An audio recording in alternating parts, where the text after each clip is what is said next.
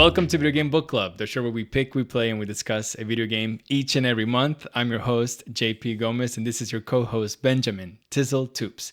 And Ben and I just want to say thank you so much for being here.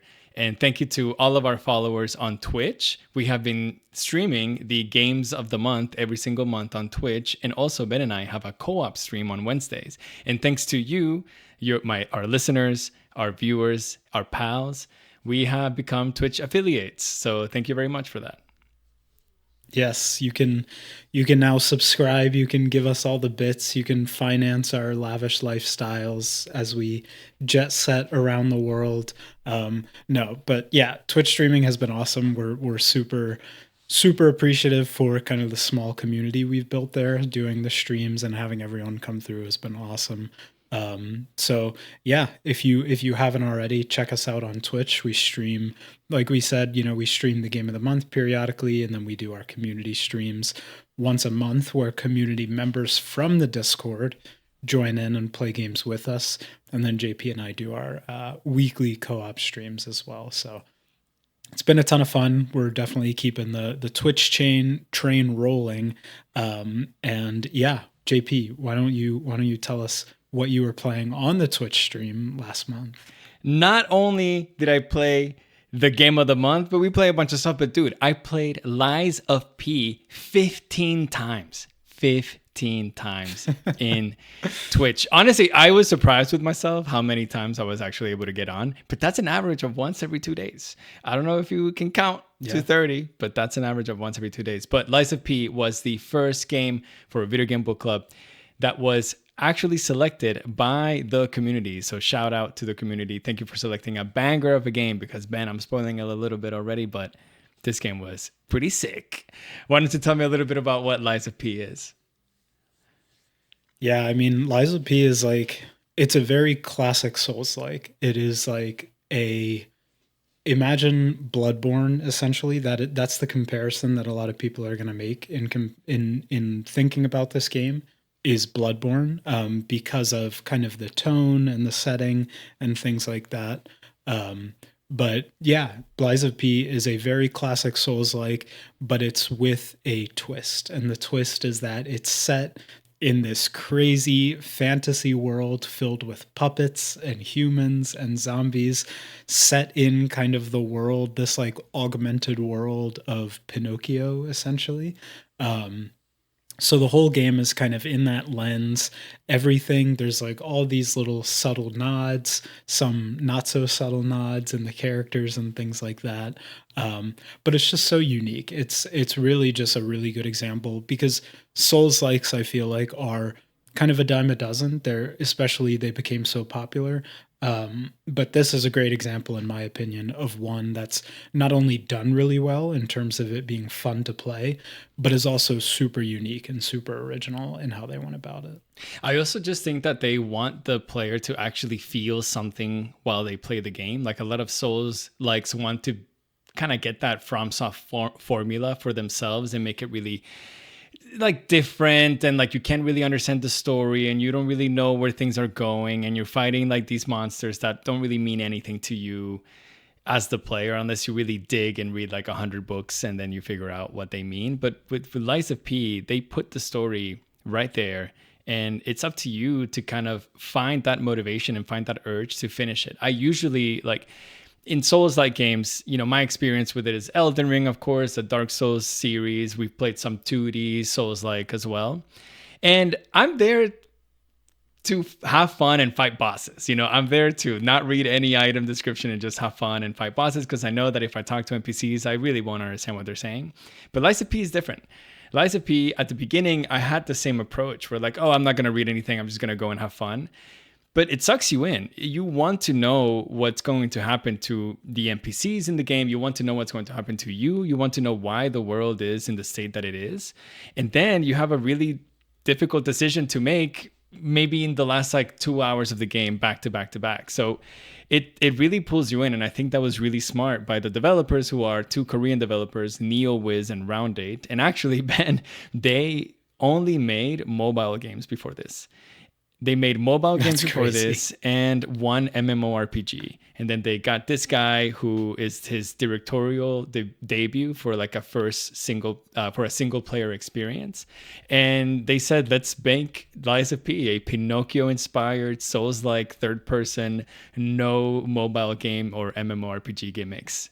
And here we are with one of the best games that came out in 2023 and one of the best DLCs that they have released for a game, you know, almost like Shadows of the Earth Tree. You know, I know that Shadows of the Earth Tree is like the pinnacle of DLCs, especially for Souls like, but honestly, Overture is not that far behind. Yeah, I mean, you nailed it. Like, it's so, you think about all the FromSoft games and what they do well and what they do poorly. And I think pretty much everyone agrees that like the story is what they do poorly. It's like they refuse to give you anything. It's all super vague. It's all super cryptic and like behind. In order to learn anything about the game, even like Elden Ring, which is, I would say, their most lore heavy game, you really only learn about it by going and watching like a 3 hour long YouTube video about like the hidden lore of Elden Ring that's connecting all these pieces on the whiteboard with string and everything. But yeah, so I mean, they took, I feel like, all the really good parts about the Souls games, which is the combat and the build diversity and the cool weapons and the boss designs, and then they just added like a really convincing and good and original story on top of it. So it all Original? comes together to make just Or, like, you know, I mean, inspired. original and like original in that I don't think anyone else is sitting at home being like, I should make a Pinocchio FromSoft game, you know, Oh, like it's definitely. No, they're original not. in that sense. Yeah. Nobody else is having that thought. And to come, like you were saying, these devs who are just making like mobile games, for them to go from that to the Pinocchio Souls like is insane. And I just love that. I love that for them. No, it's insane. And also they trusted their kind of vision so much and the product that they created that at the end of the game, they tease another game. You know, I feel like that is so bold. And we've seen that before in VGBC. We saw it with Hellblade Senua's Sacrifice. And I don't know, maybe a little bit of Nier Automata, but like besides that, they give you an experience and then the developers say, here you go. If it does well, we're going to keep going with this. But they were so bold that they were like, no, we're going to give you a teaser at the end of the game and you're going to know exactly where we're going next. And I'm like, hell yeah, they trust their people so much. And they knew that they had a really big diamond in their hands. But before we get into everything, let's just give you like a premise of what the game is about. So obviously, it's inspired by Pinocchio, so you can kind of make the assumption that you're going to play as Pinocchio, but your name isn't Pinocchio, your name is P as far as you're concerned. And you wake up in an abandoned train car by like a fairy, a blue butterfly wakes you up, and then she's like, yo, you're awake now, we need you so bad. Krat, which is like the city that you're in, is in like the worst period of their life and it's in danger, and I need you to come see me in Hotel Krat because you're the chosen one. And I'm like, hell yeah. So, you know, you go through this plaza, basically. It's like a train plaza-ish on the outside. And then you start seeing that there's no humans alive because they've all been murdered and they're all like piles of bodies everywhere. And all there is left is a bunch of puppets that, you know, are like puppets slash robots, I guess, that have big glowing red eyes, and when they look at you they say, I want to murder you right now.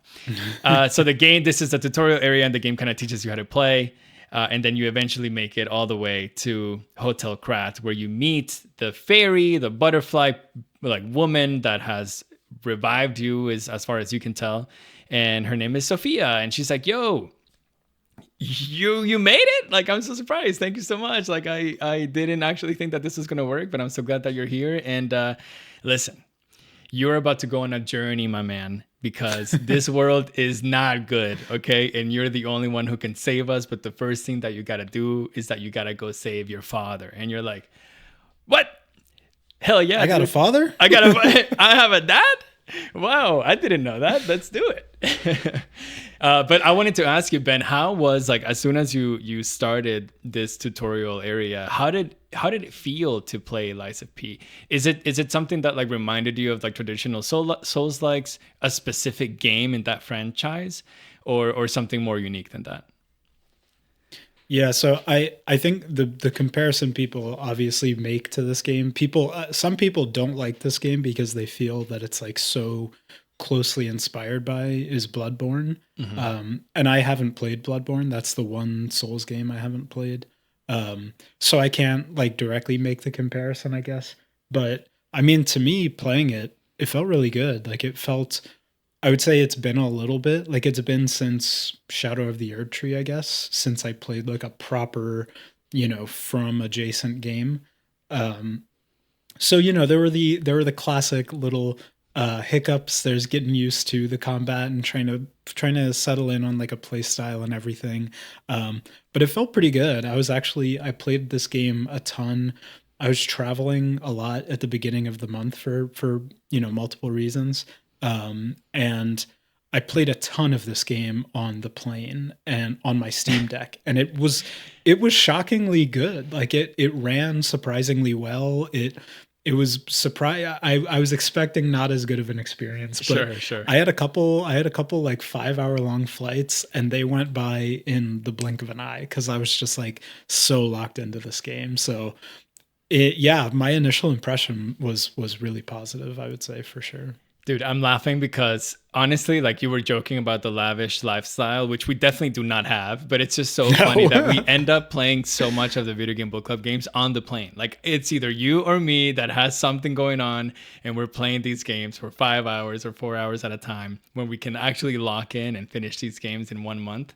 But I haven't played Bloodborne, but I actually was thinking about this a little bit, and I think that Lies of P as a kind of Souls like or from adjacent game, it could be one of the best introductory games to the Souls kind of like genre in general. I feel like Elden Ring, even though it's one of the best games of all time, it can be a little bit overwhelming because you kind of don't know what's happening, especially if you're like a super newbie. Then Dark Souls 1 is just like heavy. It's just clunky. It's a little bit heavy in its movement. Bloodborne's just kind of hard to get, until FromSoft does a remastered. It's just kind of hard to play that game. But Lies of P is right there, and it has really good movement. Timothée Chalamet is the protagonist, or at least Timothée Chalamet look alike, so that's a plus. Um, and it kind of like incentivizes you to you learn how to dodge, learn how to parry. Like the parry feels good. You can use your arm as like a extra attack. That's your left arm, which we'll talk about, your legion arm. And then you have any weapon of choice that you would like, and you have three starting identities, I guess, for P, which obviously go for their different attributes that they have. So I went for like the motivity, which is like the strength build, because I usually in Souls games like to just find the biggest weapon that I can find that is like 3 times my size and just whack enemies with it.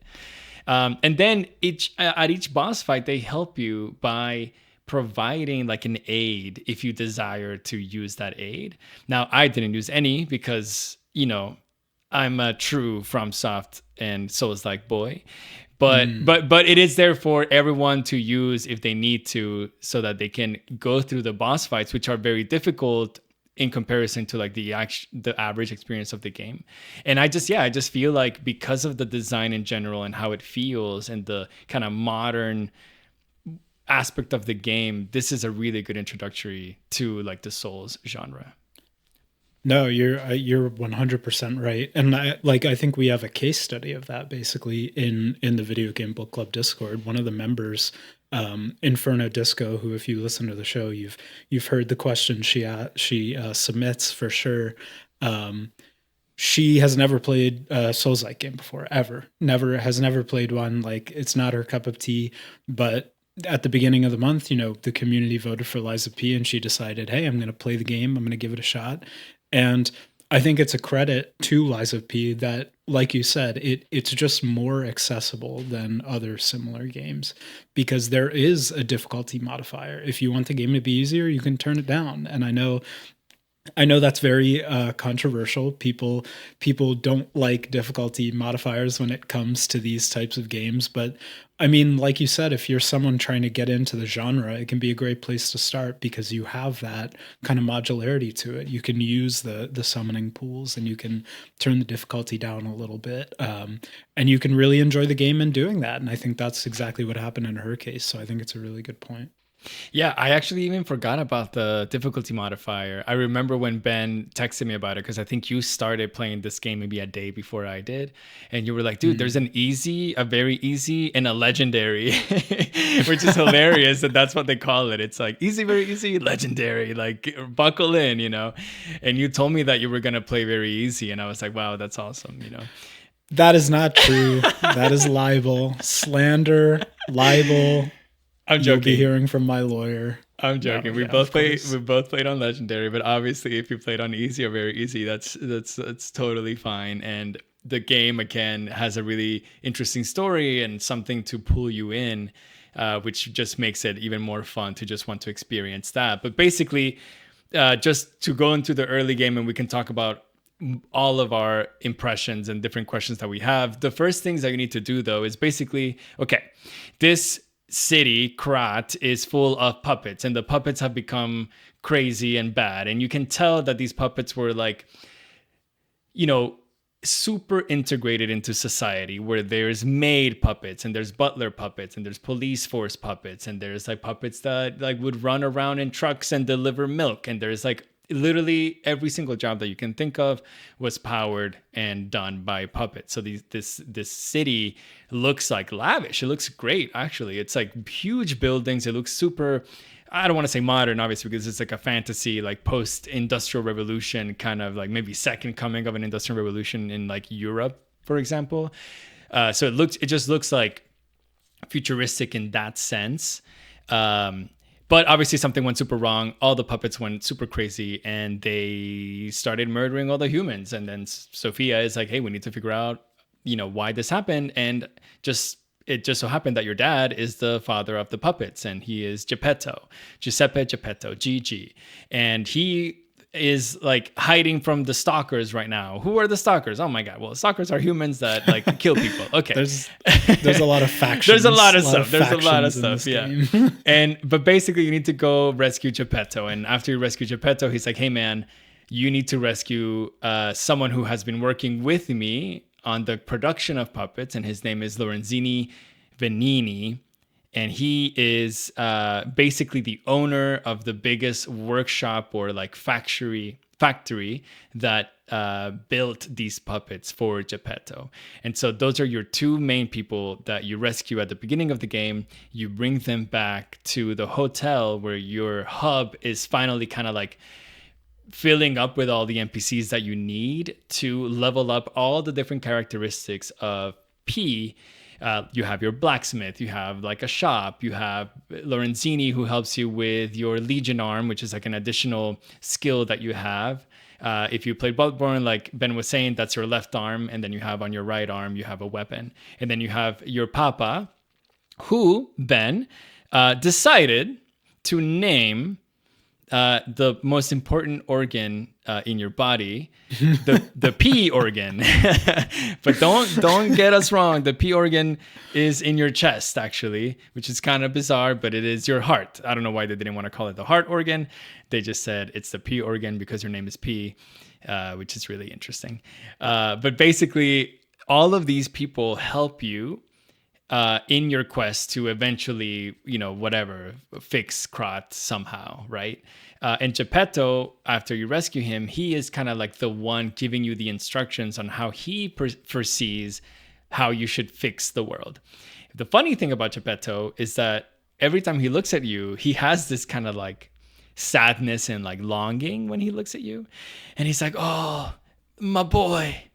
My sweet, beautiful boy, my good boy. Listen, you have to do something for me, okay?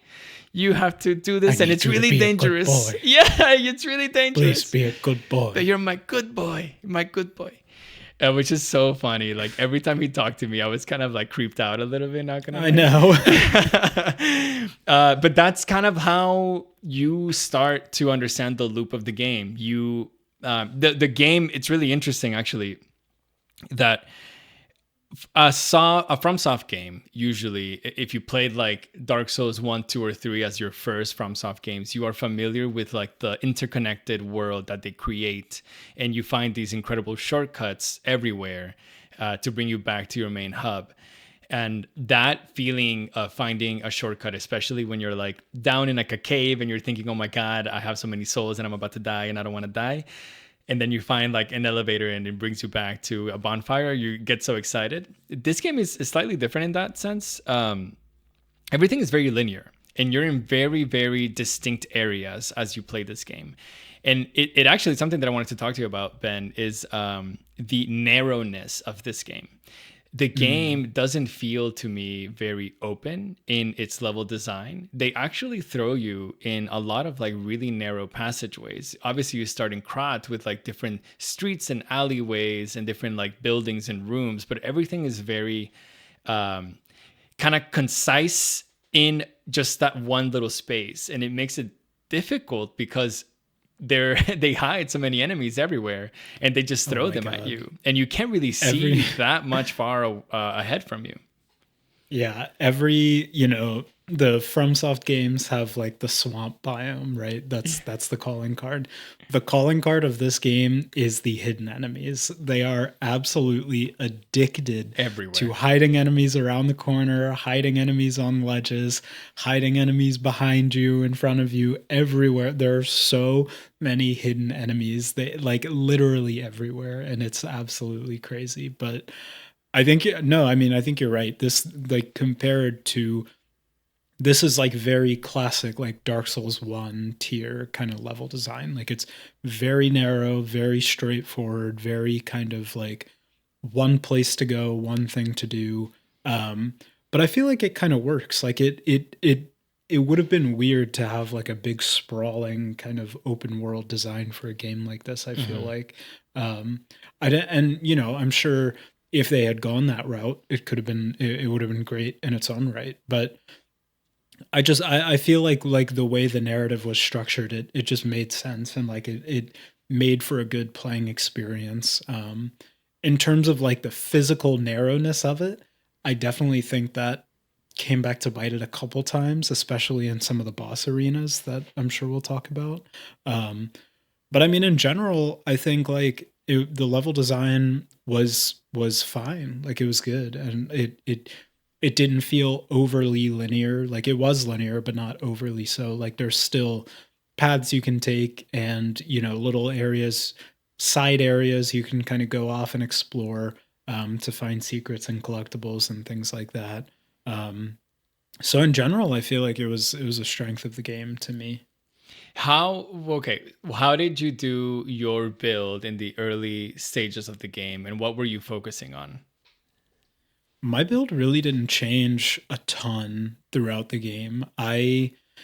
Initially I was just using kind of so I picked, I think, like the bastard loadout, which is essentially the dex build, technique as it's called in this game. But yeah, so in this game, in most like Souls-like games, I go for just like dodge builds essentially. So I was just doing that, and I got one of the like early boss weapons that I think you get from the Scrapped Watchman, I think it is just like this little umbrella that you can like poke people with. It's just an umbrella with a sharp tip, and then the special attack, because every weapon has kind of a special attack you can do with it, is just like opening the umbrella and it like hits really hard. Dude, that's sick. So I was using that a ton, and I was just kind of dancing around, dodging the enemies, and poking them with my umbrella. So yeah, just going all in on technique and some vigor, basically, so that I don't get one shot when I inevitably do get hit. But that's pretty much how I played in the early game, and that's, I switched my weapon at some point, but that's pretty much the play style I carried throughout the whole game. And then we have, obviously this game is super parry focused, but also you have a dodge, and then eventually you can actually upgrade that dodge into like a double dodge. Is that something that you did, and did you go dodge heavy or parry heavy for the game? I went dodge heavy because I didn't trust the parry mechanics. Like in in like Dark Souls 1, 2, 3, and Elden Ring, parrying is like so It's finicky. so And tough. you have a game like Sekiro where it's awesome, and I love that. But going into a more like standard Souls like experience, I was like, I don't want to build around parrying. But that's incorrect. Like the parry system is really well built out in Oh this yeah. game and it feels really good. But by the time I recognized it, I was just like setting my build and going for like the dodge and the double dodge, like you said. Dude, so my build was straight strength, like I was saying. Basically, I was focusing on getting that motivity, which is the strength attribute in this game, getting that high, and basically I had that attribute like 10 skill points above everything else always. Then I gave myself a little bit of stamina, I gave myself a little bit of capacity or whatever it was called, and then I gave myself a bunch of health. So by the end, I had mostly vigor, which I think is your health, and then mostly motivity. Yeah. I with the narrowness situation, because I wanted to use really big weapons all the time. Even though I completely agree with you that I think the narrow passageways and the like semi-linearity that the game has works wonders, because you have task after task after task to do from your Papa Geppetto. It makes sense that you're going towards a concise goal. Like you have someone to go see, or someone to go rescue, or someone to go fight, and so that's P is just focused on doing that, and they know that it's here, here, or here, so you go do that. But you get caught in situations where like I would try to swing my sword and I would hit the wall so much. I would hit the wall so much, and then I would recoil because of it. But then Yeah. enemies are able to basically hit like through the wall if they want to, which is so unfair, man. It's so unfair, but it got me so many times, and I had to run away a lot, use a lot of my like Estus flasks, which are called pulse cells, and heal as much as I could, and then go back at it. But yeah, I thought that was just the one thing in this game that was getting to me was that. Yeah, no, totally fair. So, yeah, we're going through the early game. I want to know which early game boss like stood out the most to you, positively or negatively. Like how, because obviously this is a very games like this are very boss driven. It's kind of bosses and the stuff between bosses, right? So what was the boss in the early game that either stood out to you really positively or maybe really negatively? So I have something that I was talking about in the stream. Was the first boss of this game is such a good design for an introductory boss. It's a circus boss. He's a big puppet and has a big mallet, basically, and he runs around and tries to squash you like a little bug. And it took me a few tries, not too many times, but I just thought he was so good, because you think in this game that big puppets are going to have really slow movement. And in some Dark Souls games, especially the older ones, if you see an enemy perform a attack and you dodge or you parry it or whatever, and you see them do it again, usually they are locked in the position that they are performing the attack in. So if you're quick enough, you can run around them, and then they'll still kind of just hit like the empty space in front of them, but not in Lies of P. In Lies of P, the boss, I think, locks onto you as soon as like the final movement or the final like sequence, I guess, of their attack is going to hit. So they could be looking literally opposite direction from you, and then they will just turn around and finish their move on top of you. So I just thought that like that design clearly stated in the first boss was just really smart. They were like telling you, hey, this is what we're doing. So just because of that, Yeah. it stood out to me. I was so ready to like dodge that way and run around. And you can run around, don't get me wrong, if you're like out of their like range. But yeah, if you want to play really close combat, they're gonna hit you. Like you're gonna have to learn to dodge perfectly with your iframes or parry. Yeah, I will say they made this game really hard to be a dodge boy, like Yeah, yeah, 100%. they Like did. they made it really hard because I don't know, some of the bosses have like very limited windows that you can attack them in and like really really long chains that make it really difficult. And stamina is like you don't really get that much extra stamina from leveling the stamina stat. No, Like you you don't. level Yeah, up, you you're get new capped quick. stamina pretty slow. Yeah. Yeah, so it's like you being a dodge boy is really tough, and I definitely struggled a lot because of it. But I think, yeah, for me, the boss that stood out for sure was the Scrapped Watchman. I Oh think it yeah. was the second major boss in the game after Yep. that tutorial boss you mentioned. Um, and it was hard. Like, it was a hard boss, and I feel like it was also the boss that kind of introduced the status mechanic, because it has like the electric shock that it builds up on you. Um, and it gets you thinking, number one, how can I deal with this status mechanic that he's throwing at me, but also how can I use status mechanics back against him? Like, which Yeah. one, what am I going to use in this like rock paper scissors system that they kind of have set up? What do I need to use against this boss to be successful? And it was a hard boss. Like, it was a skill check basically. He's really hard. Like you said, he whips around super fast. He like flies all over the arena. So yeah, that stood out to me for sure. That fight was really good. It was, and whenever I was playing the game, the community members would always kind of guess how many tries it would take me to beat a particular boss, and because this is like the second major boss and it is a skill check, they were like 15 minimum, 20, at least 2 dozen or whatever. Bro, I got that man in like 8 tries. I have the stats actually that I need to pull up later, so don't quote me on the 8, but it was less than 10, I think. And that was great. It felt really good. But speaking of status effects, I I don't know about you, but I didn't really like fully dive into the status effects unless I was really really struggling. Like, I usually was just fighting with my big sword and like a small handle so I could do as many hits as I could on the bosses.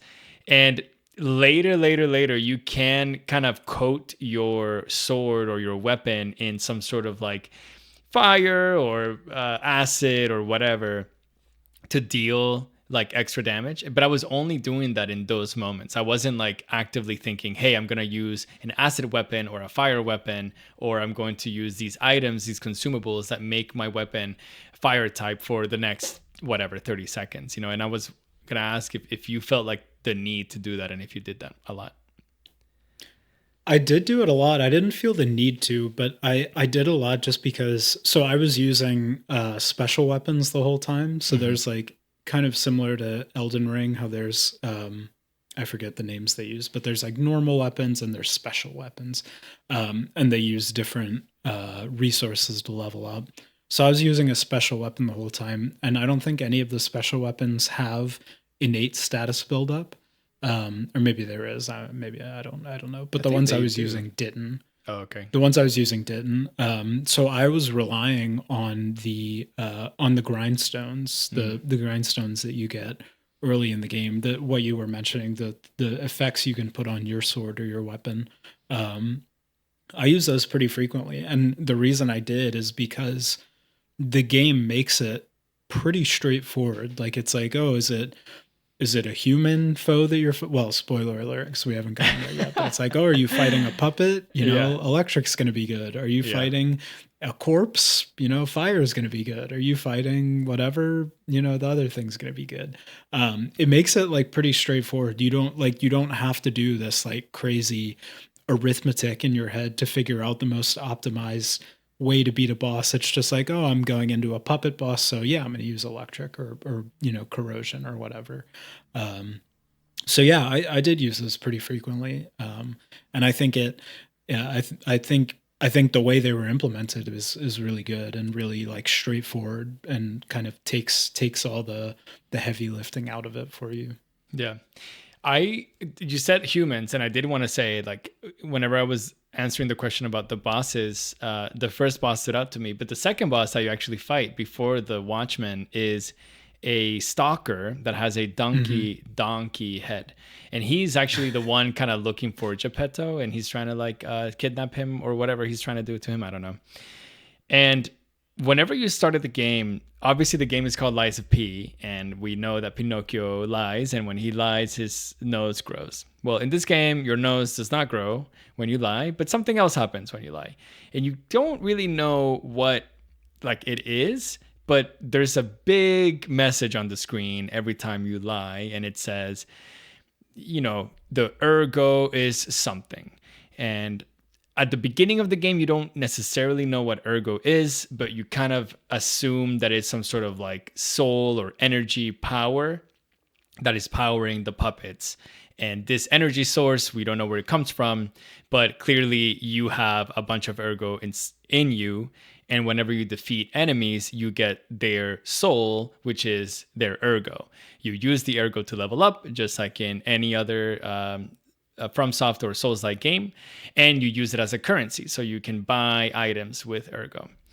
But it tells you two things. Puppets, normal puppets, cannot lie.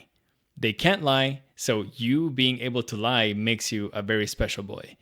And two, puppets cannot harm humans. But very quickly, you get into a fight with a human, and he's trying to absolutely, get them screws out of your head. He's trying to kill you. So you go, well, come at me, my guy. Let's fight. And you get him and you kill him. And then it's like, wow, obviously I'm a puppet that can lie and I can harm humans. And so that's the first fight that you have with a human and that you end up killing. And it was very impactful to me because I was like, all right, there's a bunch of different enemies that I'm going to have to fight in this game. Yeah.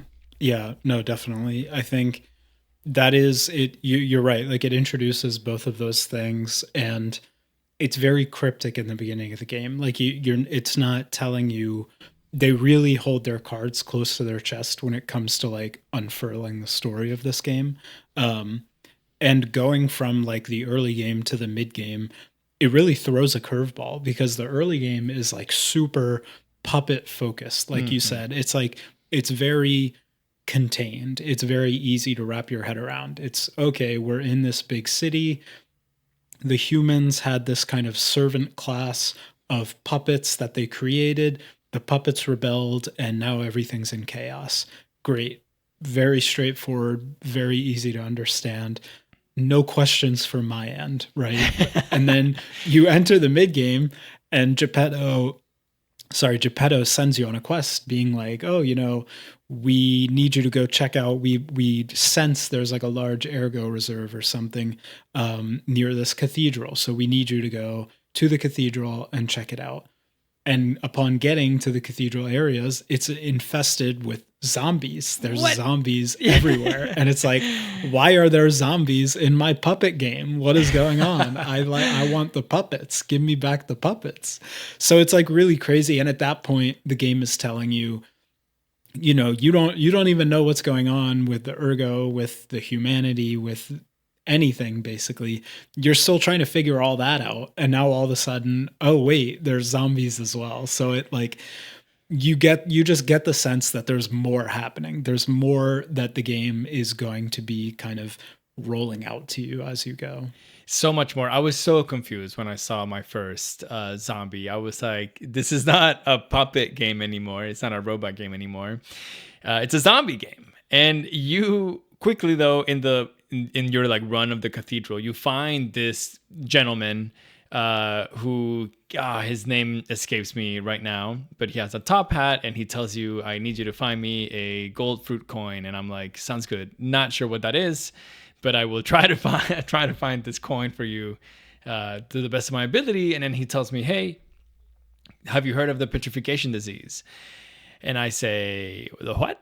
And he tells you that there has been a disease that has spread in humanity, basically this virus, as far as we know. Obviously, he tells you as much as he knows, whatever, at the time. And so you kind of start interpreting that basically there's this disease that started spreading on humans, and eventually the disease makes them blind, kills them, and they revive as these zombies. And they are obviously super aggro, and all they want to do is, they don't eat brains, but they just want to, I guess, fight and murder every living being that is around them. But then you think, that's interesting. I'm not living, I'm a puppet, as far as I know. I have a special P organ, it seems like. Very special P organ. I look like a person because every puppet that you look at, they look just like a robot. They look just like a animatronic, kind of like puppet slash robot. But you look like Timothy Chalamet. Like you look like a boy, like a man, And so it's you definitely look the part, and it's really interesting. And all of these petrification disease-ridden corpses are all up to kill you. They're all down to kill you. So really interesting. But you go through this area, and Ben, God, I don't know what it is about just Souls games in general that they want you to do some, let's call it light platforming, but it's time for the first time to do some platforming, and you have to jump ledge to ledge. You have to time runs so that like some big, I don't know, wheels don't hit you. There's of course passageways with like gigantic steel and electric kind of balls that are rolling towards you. For why? I don't know. For why? Why are these balls in the cathedral? It makes no sense. The meanest thing that the developers did in this game by far is in the cathedral section when you're climbing up the cathedral tower through this like interconnected rafters and ladders and like tightrope beams that you're walking down. And they put ranged enemies everywhere, like everywhere. It is the meanest thing the developers did. Actually, I can think of one more. There are so many mean things that they did. That is such a mean thing that they did. They put these ranged enemies all over this platforming section. It's so bad, so frustrating. God, this section is so funny. But you do get to, I think the now at this point the most interesting boss fight. You get to the Archbishop boss fight.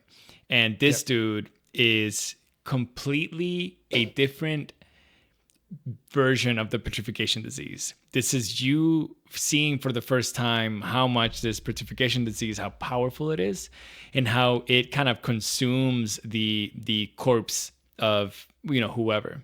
Depending on how strong whatever is, because you don't really know what's happening, they become gigantic.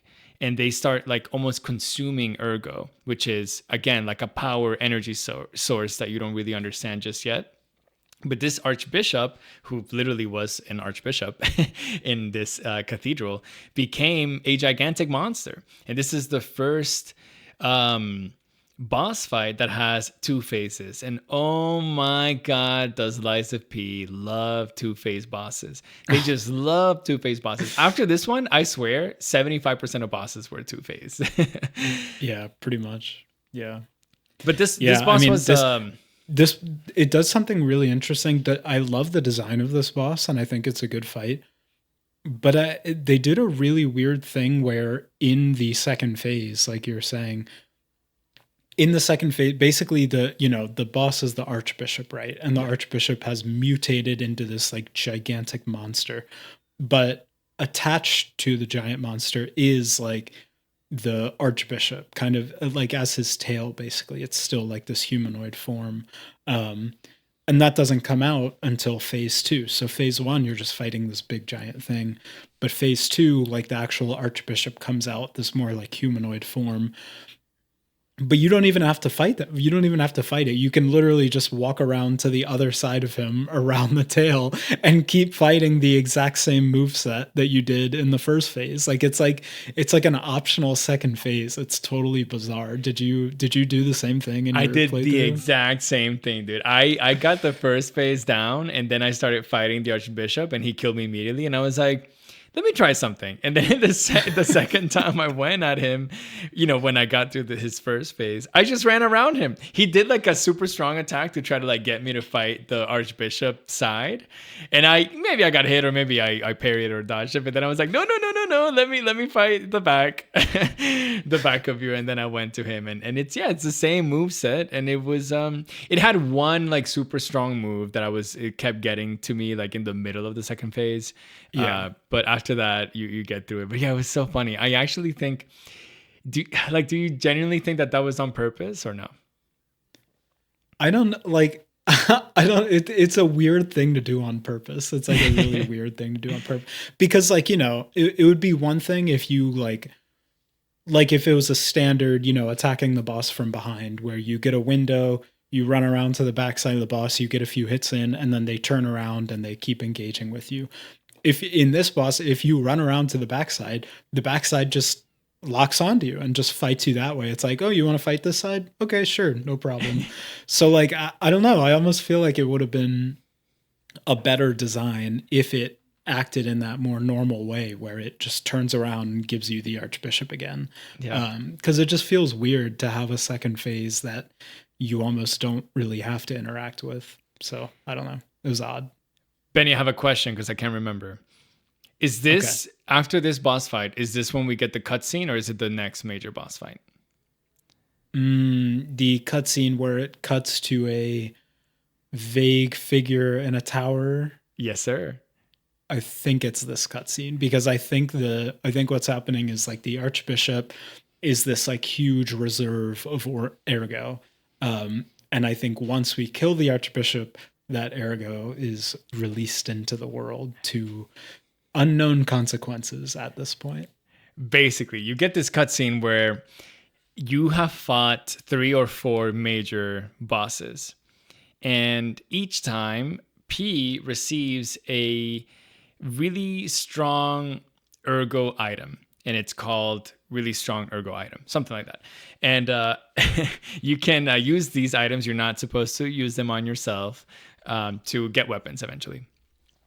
But there's a cutscene where you kind of like the camera goes to each of the bosses that you have defeated, and their essence flies into the air, and then eventually some random person that you cannot see is collecting this essence from these monsters. And so you clock that and you say, not sure what's going on, but I don't know what that was. That guy is not good. That guy cannot be good. And I feel like a puppet. I feel like I'm being used because clearly what I'm doing right now is helping whatever he needs and he desires. So you go back to Geppetto and you're like, Papa, this just happened. And he's like, oh, I need you to be a good boy. Just be a good lad for me one more time. And he keeps telling you that throughout the game. And it got so bizarre. Yeah. And he's like, I hate sending you to the most dangerous place I know, but I will because I love you and you're my good boy. And so he sends you to the next task, which to P and to the player sounds like the correct thing to do. You have basically at the workshop when you rescued Vanini, you stopped the production of puppets. Cool. Then you went to the cathedral because you thought that you could find, some refugees or whatever, but instead you found a big monster, and you now have a little bit more information about that. But okay, if you stop the production of the puppets, then you just have to find who the leader of the puppets is. And Geppetto tells you that the leader of the puppets is a puppet called the King of Puppets. And you're like, whoa, no way. Yo. Feel like we should have maybe checked on this guy earlier. Why didn't we go to this man first, dude? And he's like, I don't know, bro. I'm an old man and I have dementia. So he's like, be a good lad. Boy. Be a good boy. Please be a good boy. And then run up to the King of Puppets and go get that man. So you're like, sure. So you go do that. And so when you get there, well, let's wait. Let's talk about this boss fight. King of Puppets boss fight. Benny, tell me the truth. How was this boss fight for you? Really hard. I mean, they do the classic thing where, so again, 2-phase boss fight, of course. Of course. The first phase is the King of Puppets. It's this giant, really big dude with a crown on his head. And, he looks like the King of Puppets. You're like, okay, he fits the bill. He's the King of Puppets, Yeah. And it's super easy. It's like super, super easy. And, my first attempt on it, I was like chunking him down. I was like, man, I'm great at this boss fight. I'm so good at this boss fight. And then, of course, you deplete his HP. And what happens? But he falls to the ground. His head falls off. His chest opens up. And mech style, out of the King of Puppets steps this more humanoid looking person named Romeo, the actual king of the puppets. And Romeo, just goes like Ultra Instinct Super Saiyan He's on insane. your ass immediately. He's like zipping all over the arena. He is doing these crazy fire attacks that are impossible to dodge, these huge strings of attacks. So I mean, in up until this point, this was the boss I struggled on the most, like by far. Me too. I one of the best people in the community, Dilly Pig, shout out. He actually logged every single death that I had. And the King of Puppets and Romeo were by far the hardest boss fight statistically that I faced. And I ended up getting him in my 25th attempt. Wow. 24 times I died, and on the 25th time I got him. It was 2.5 hours because these fights are long. This particular fight is long because the King of Puppets, the first phase, he's a tank, dude. Like it's slow to get through him. Like he's not difficult, but it's just slow. And then Romeo is the complete opposite. He's fast and he will cut you down in like 2 seconds. But I actually, Ben, called the director of the game, Choi Ji-won. I called him. And I said, Mr. Choi, on average, how many times does it take to defeat the King of Puppets? And he told me, Juan Pablo, it takes at least 75 tries. And I said, wow. And then he goes, actually, I designed this boss fight and I couldn't even get through him until the 102nd try. And I said, wow, I think Ben and I are absolutely cracked. Actually, getting it on the 25th try, he told me that I was probably the best player to have ever played Lies of P. It sounds like it. I mean, you must be. No, you first. I think you did it in less tries than me. So I think I was like, Mr. Choi, I think it's Benny, you know?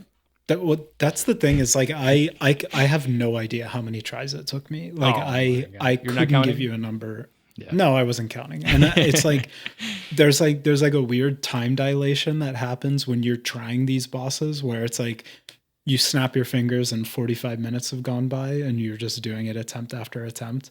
I couldn't tell you how many. Like it was probably around 20 if I had to guess. Sure, yeah. But I just don't know. Like I have absolutely no idea. Yeah, it was a tough one, but at this point, Ben, I think we have to let the people know it's going to be tough for us to talk about this game without major spoilers from this point on. So if you want to play the game, you haven't finished it, and you need to figure out things on your own, come back and go ahead, to the second half of the part of the show where we answer questions from the community. And for those who want to get spoily, let's keep it going. Okay, so Romeo starts talking to you, actually, but you can't really understand what he's saying. He starts yapping robot talk, and you're like, I don't speak robot, my man. I don't know what you're saying. But Venini gave you like an item that it's a passive item. You don't never use it. And he's like, hey, I want to like record all of these puppets because, you know, I'm trying to understand why the puppet frenzy happened. You're like, cool. So you bring that item back to Venini, and it takes him a while to decipher it. So you don't really know what happens. At this point, basically, Geppetto sends you on a million other different quests, and the next quest that you go through, there's this like mall, kind of like a mall-ish area that you go through that I just can't even think about it because I kind of struggle with it a little bit with all the like spores and acid and stuff getting to you, because I didn't know that if you actually hit the like spore like blob, it would stop. So I was just running around thinking like that I couldn't stop it. So I was just getting consumed left and right. But you go through that area, and then you find this exhibition area where like the most famous and smartest minds of, you know, the second coming of the Industrial Revolution of Krat, Geppetto, Venini, and other people that we don't know yet are like, I don't know, they're like designing the best puppets and they're showcasing Ergo or whatever. You go in, and who's waiting at the end but a giant like person that doesn't really look like a person. He looks like something like a monster, but he's clearly sentient, and he's also clearly not alive. And this being, his name is Victor, and he is the champion. He used to be like, I don't know, some sort of wrestler or whatever. And dude, he's alive. He has had the petrification disease, but he has come back from the dead, not as a monster. Well, I mean, he kind of is a monster, but as a different being, as a ascended, maybe if you want to call it that, being that is powered by Ergo. And this boss fight was really fun because the dude is a fighter. This was UFC time, baby, and the dude was just trying to punch you, drop kick you, grab you, and slam you like Hulk. And I had a really fun time with this fight. Yeah, this was a good one. This fight was basically this game's version of Godfrey from Elden Ring, where he's just like super martial, super grapple. He's gonna run up and give you a big hug and slam you down and everything. I like the design of this fight, like the character design and everything. Champion Victor, obviously paying homage to like Frankenstein. It was really cool. I thought this was a really nice fight. And then, of course, right when this fight's over, who do we see? So Champion Victor, he, in his second phase, he like pumps himself full of the ergo and just like goes crazy mode, basically. It just like goes crazy. And once you beat him, it seems like it's going to happen again. He's just going to be impossible to kill.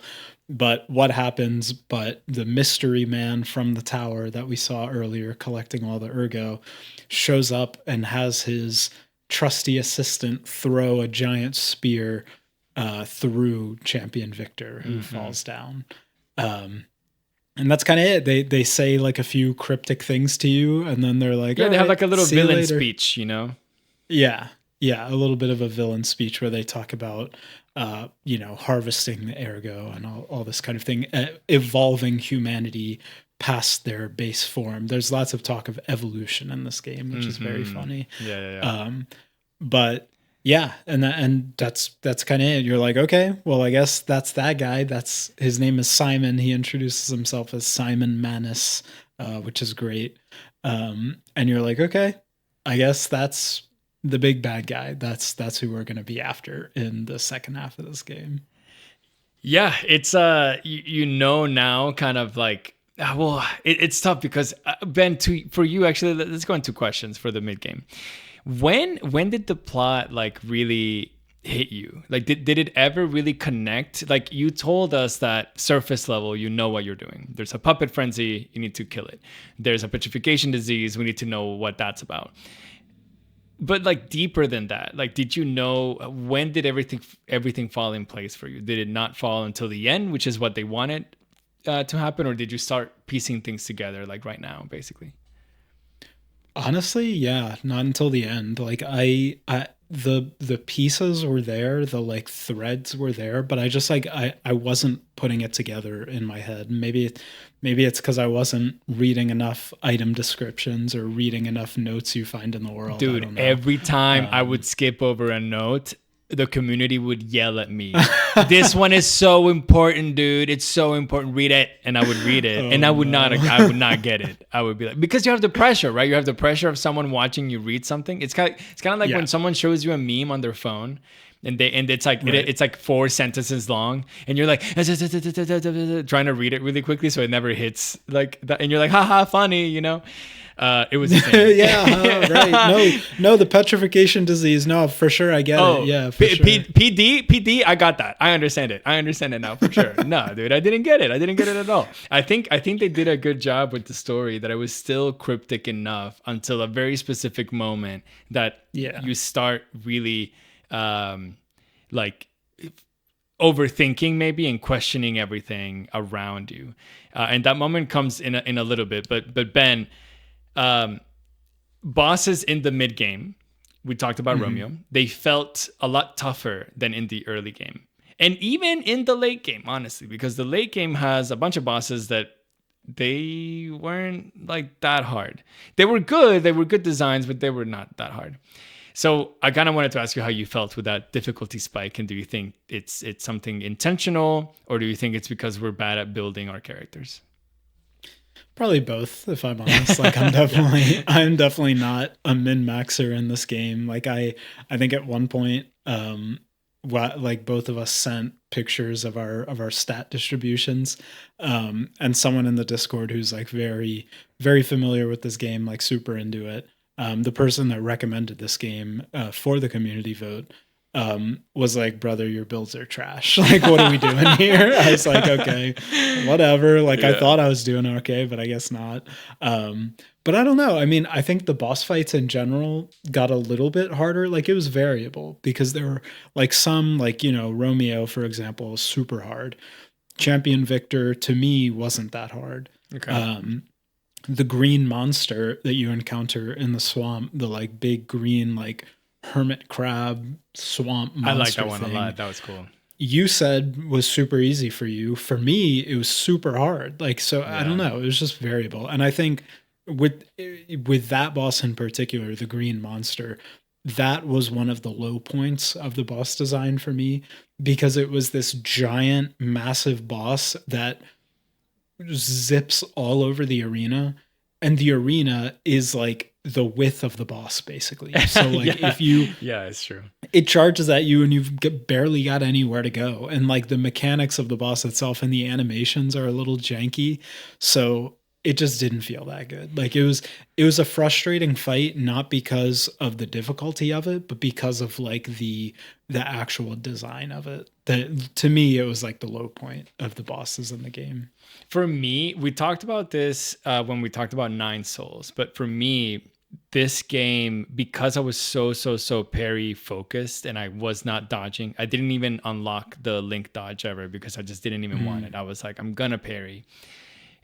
I think that's why that fight felt good to me. And I feel like that's why the King of Puppets was tough for me because he is so big, and every hit that he throws at you, even if you perfect parry it, he still pushes you like 20 feet back. And so I just couldn't close him down. And I was stubborn enough that I wasn't dodging into him, which is probably what I should have been doing. I frame into him. He's too big anyways, so he's going to miss. And then you just start whacking him. But I was so focused on parrying. But what I was going to say is that the mid-game bosses felt that way, that like I was getting punished almost for parrying well.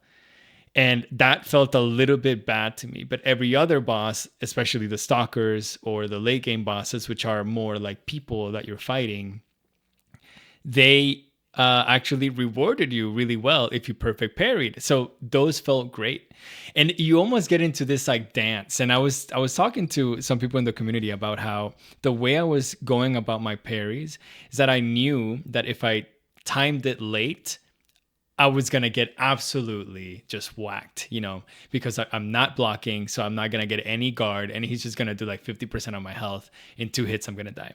So what I was doing, I was doing some sort of like fluttering on the controller to like parry early. Like I wanted to parry right before I was getting hit and then hold it just in case. And because of that, I don't know, I got into this groove that it was like a dance almost against the enemies, especially the late game enemies. And they would hit like 15 times. And I was like in my head counting 1, 2, 3, 4, parry, 6, 7, parry, in my head. And then it was working. And then I kept getting that. So, I think my strength build and the big weapons that I was using helped that a lot because we haven't talked about this, but the game has your weapons have durability, which is just, I don't know how I feel about that, quite honestly. Like we got through it, but like, yeah, it's there. Yeah, it's like it's one of those mechanics that you totally forget about. It introduces the mechanic at the very beginning of the game, and you're like, okay, cool, whatever, I guess. And it's just not an issue at all. And then you get to the mid and late game, and it becomes a huge issue. Gigantic and it's issue. Like, gigantic oh my God, issue. This sucks. Like every opportunity that you think you can get a couple hits on a boss, no, you have to run away and like use your little grindstone on your arm, on your left arm, to like get that durability back up. And it's just so annoying. But yeah, anyways, just the parrying felt really good. And so definitely like from, again, just so interesting that this developer went from like an MMORPG and mobile games to perfecting like a parry mechanic in a Souls game. It's amazing. So that it felt really, really good for me. Yeah, definitely. So, yeah, I mean, I feel like at this point, what like so we're going through the main story, we're going through the main quest. How much were you like exploring off that path? Were you trying to do like all the collectibles? Were you doing the side quests? Because there are a lot of side quests in this game. How much were you like leaning into those things? Oh, dude, I was trying to do everything. I was trying to find, like, I did a lot of backtracking in the areas. In the moment, I don't think I like went back to them unless it was for a quest to find everything. Like everything blue, if anything was shining or everything was, basically there's two indications. There's either like a gray glowing orb, and that tells you that there's something that you need to read or a chest, or there's a blue glowing like ergo looking like item, and most of those items were Fable Catalysts, and I'm so tired of Fable Catalysts. I sold all of them because I was so tired of them. You can't carry all the items. There's a storage in this game for some reason, and so you can only carry like 5 items at a time. And there's on your P organ, you can actually level up how much storage you have for your items. And I'm like, for why, dude? I don't care. Do you think I care about carrying 10 Fable Catalysts? Genuinely, I could not. You think give a I shit. need 10 Legion magazines, man? Like, Hell I don't no. care. Do you think I used any item? I didn't use an item at all, brother. I was only using items for fun. Like if I saw a zombie or a puppet hanging from a ledge, I would be like, check this out. And I would swap Yeah. to like a throwable, and I was like, "Wachoo," and throw it at him.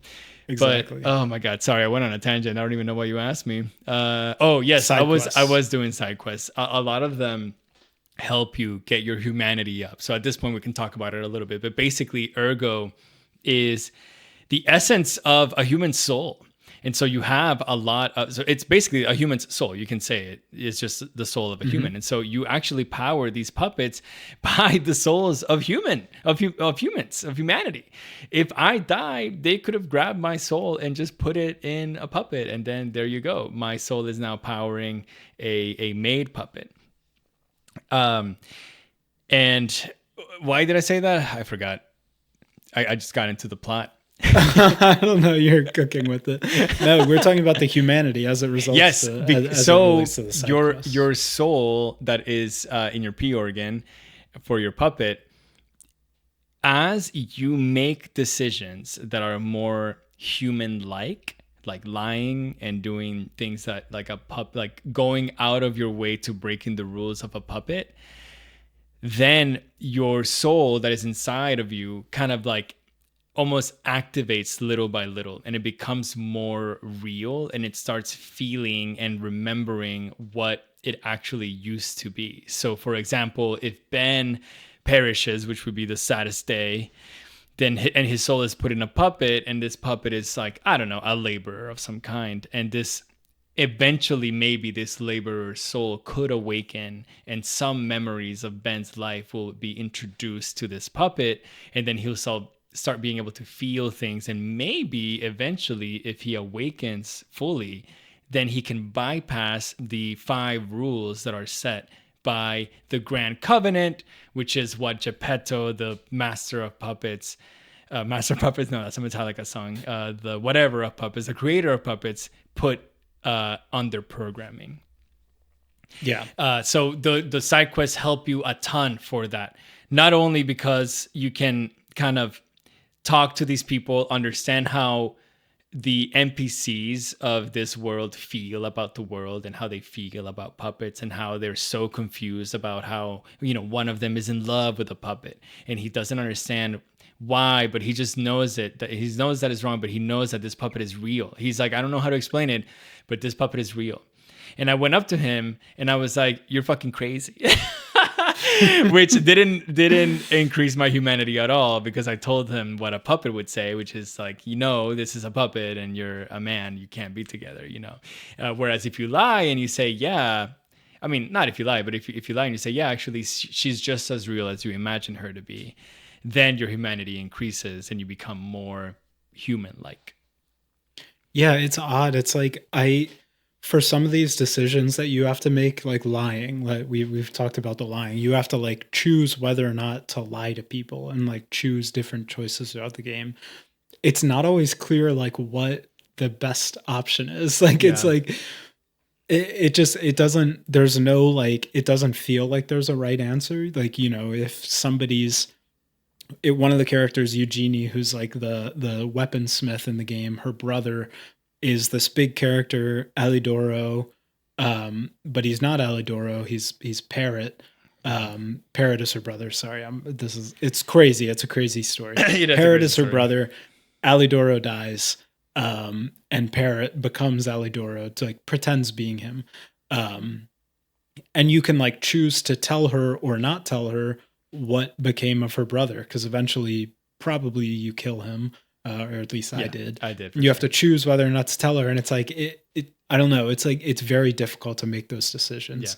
And they have a really big impact on how the game plays out in the end game, and in like the ending you get and everything. So, and for the most part, when you're deciding whether or not to lie to people, they're timed decisions. You literally have 10 seconds to make the decision, and the game plays this like really stressful audio with like a beating heart, and it's in your ears, and it's like, I don't know what to do. What do I do?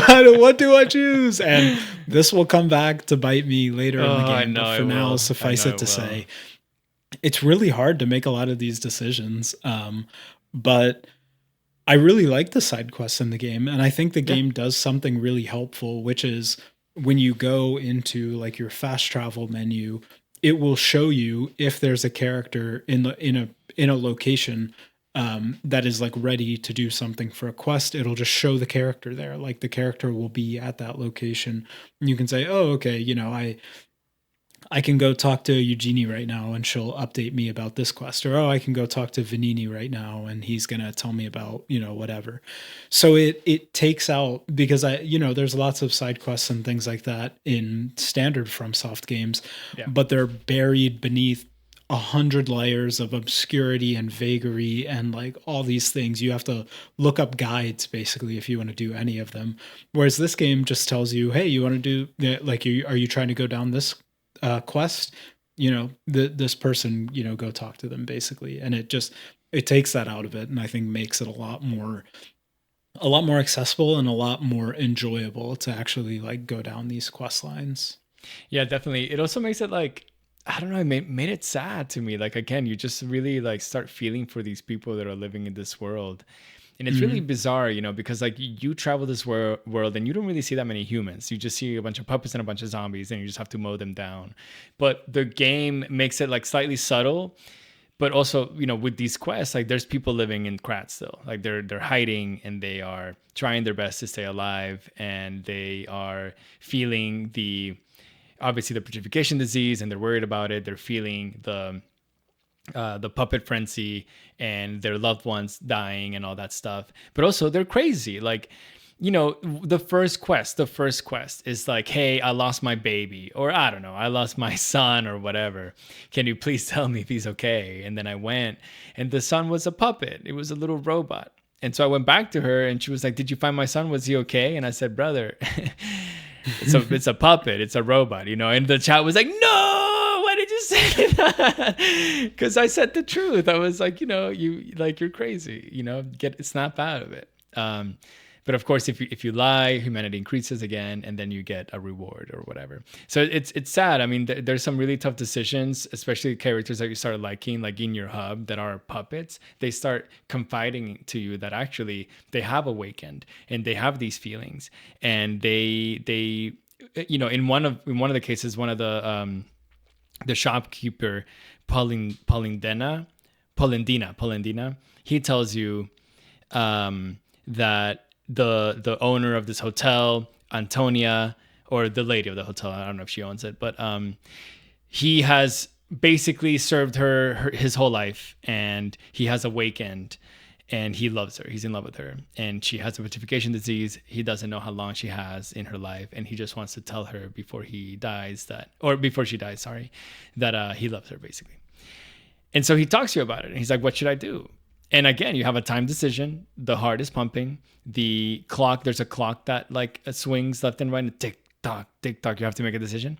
And I said, keep it in your pants. I said, just no. I said, no. I was like, you're a puppet. She's a human. Like in that moment, I was still in that kind of like mindset. I was like, she's a human. You're a puppet. Like, relax, dude.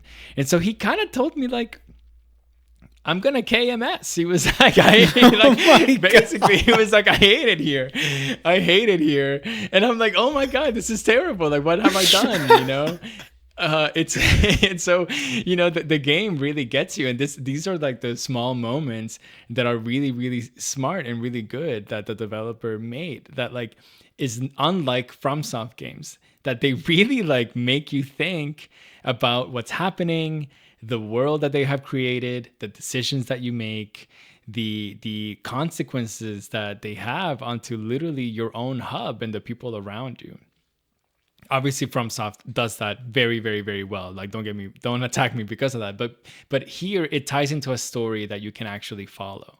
And that's why it makes it like slightly more real, And, we are obviously not living in the world of Krat. And so that's why it's really easy for me to go up to the robot and say, keep it in your pants. But like, if I was there actually, and if I was role playing as myself, I would probably be like, hey man, you can have that conversation. Why not? Live your life. YOLO, you only live twice, he probably has revived from the ergo. So yolt. And do it, but yeah, I don't know so that was really interesting. But you had a question here and I'm going to say it. You asked, how much were you changing up your weapons and your playstyle? And I'm going to ask it to you. None. Like I didn't change my playstyle at all. I changed my weapon once. I changed from the umbrella to the two dragon sword. But I didn't really change my playstyle at all. Like it was pretty much just dodging dex weapon. I would change my Legion arm just pretty much based on the boss I was fighting. Like if you need fire or electricity or acid or whatever, I would change that up. But yeah, I was just leveling up the special weapons really. And I think you were doing more of the like experimenting with different, because you build your weapon in this game. You can, combine the top of one weapon with the handle of another and things like that. And I feel like you were doing a lot more of that, right? Dude, I was changing my weapon up basically every 30 minutes. It seemed like every time I found a new weapon, I was like, sure, let's equip it and let's go at it. And they're kind of shit. They're terrible. Like if you don't level up your weapon, they're bad. They're not good. Especially in the late game where you have your weapons at like +7, +8, +10. And you get a new one and the only way you can level them up is if you go to the hub, and you don't want to do 3 load screens to get to the hub and then back. So I'm like, whatever, I'm just going to try it now and let's see how it goes, But I definitely had multiple, 10 weapons at like level 8 by the end because I was just swapping around a lot. However, clearly, the best weapon that I had for my build, at least, was the saw blade, which was a giant saw sword blade with the smallest handle. That actually, shout out to Lurk Nadurk. What a name, because I love that man. Because he gave me that recommendation. He was like, you should use the saw blade with the bramble handle. And you put that thing, and the bramble handle literally probably wouldn't even fit on my hand. It's so small, but it makes it so that P can swing that sword as if it was a regular size sword. And I was doing so much damage. So when I was struggling with bosses and stuff, I would remember, oh, why am I using this like +3 level weapon? Let's put that on the bench. Let's go back to the Stargazer, get my my Bramble Saw Blade combo, and let's go. And a lot of the times, Benny, as soon as I swapped the weapon, I would one-shot the bosses. That's ridiculous. Which is so funny. But because to me it was so fun to try all the different weapons. And especially every boss gives you a special ergo that then you can spend with Alidoro or Parrot to get a special boss weapon. I was just trying them all. I wanted to try them all. So I was like, except the umbrella, actually. I never tried the umbrella, which is funny because that's the second one you get. And yeah, so I was swapping, oh my God, left and right, swapping a lot. Now, play style, again, I didn't really change my play style. Like I was changing my weapon, but it was always parry, not a lot of dodging, and very stationary. Like I sometimes I would catch myself. I wasn't even trying to like round the bosses. You know how you do in like a Dark Souls game where you like keep going right and the boss keeps going Yeah. right, and then you kind of like circle each other. I wasn't even doing that. I was just like standing. I was like, "Come at me, my man, swing, and I'll parry you," and that's how I so was funny. playing. So it was really really good. But Ben, I love that. at this point, we're going to the end game, and I want you. Yes. I put you on the spot. I'm gonna send it to you. That's why I asked you the question, because I knew if I asked you the question, you would answer, then I would answer, and then I can throw it back at you. Wow. Tell us what. Tell us what's happening at the end of the game. Tell us what our last area is, and give us a little bit of that little lore for us, please. Yeah, I'm gonna try my best. It gets a little convoluted. Basically, you've discovered that Simon Manus is this big bad guy, right? He's essentially a part of the alchemists, one of the factions in this world that kind of opposes the stalkers. Um, they are essentially a cult of scientists and learned men and engineers that are trying to, use science to their advantage. And the way that's happening now is Simon Manus is trying to harvest all of this ergo to evolve the human race beyond its current form and to become immortal, essentially, to achieve immortality through the ergo. So obviously they need Geppetto for this reason. So you come back from one of the regions and the whole world has changed. Ergo is pushing up through the ground. The city of Krod is like totally fractured. And the hotel, your big central hub where all your pals are, has been totally raided. And Geppetto is gone. So they've raided the hotel.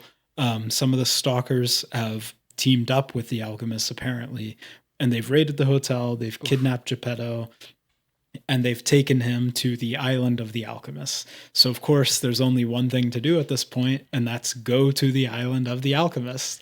And wait a second, what's that there? Antonia says, "Hey, there's a shortcut to the island of the alchemist, literally no from the way. hotel." No way. That is Like, so girl, handy. you should have told me.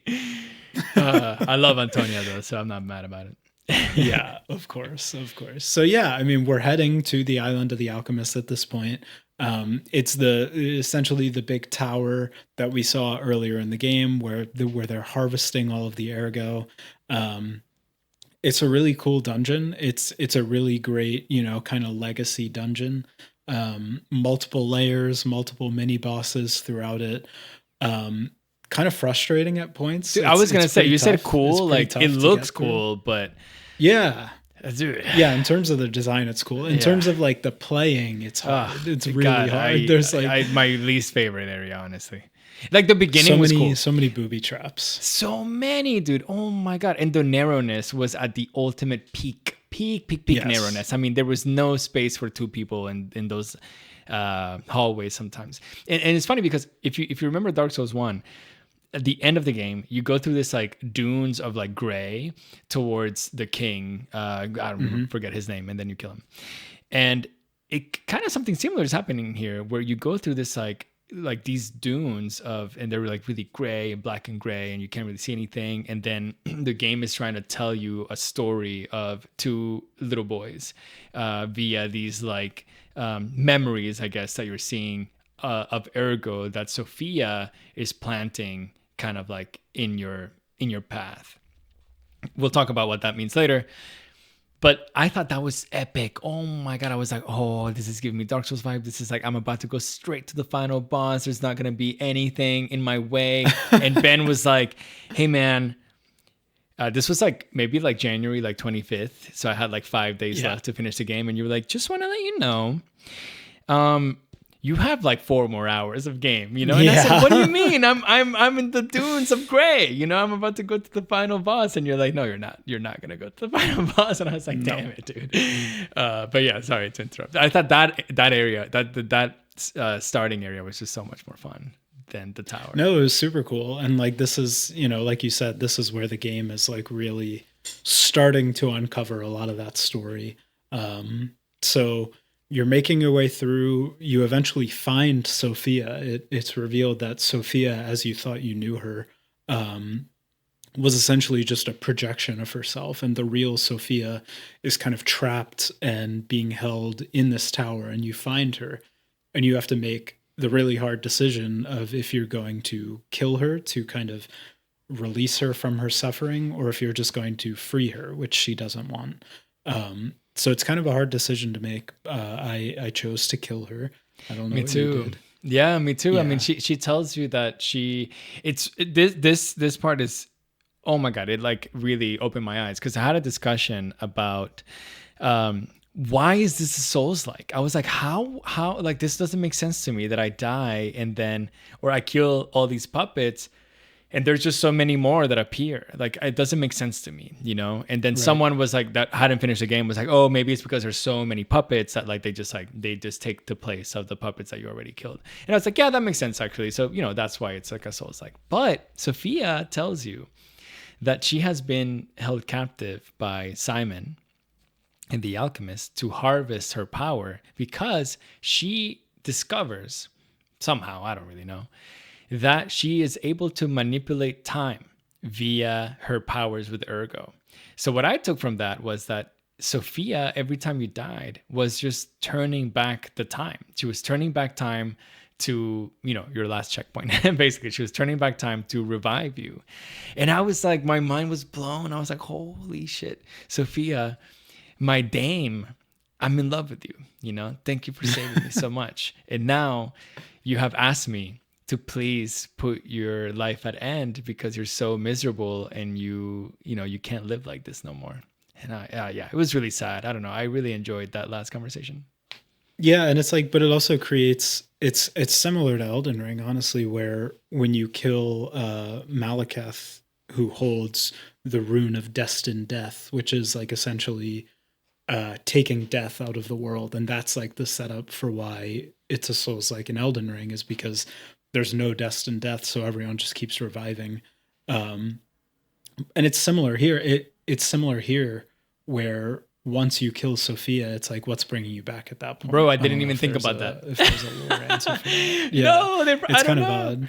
Wait, that's so good. I didn't think about that at all. Oh my god. Let me Yeah, I don't call know. Choi Maybe G1 again.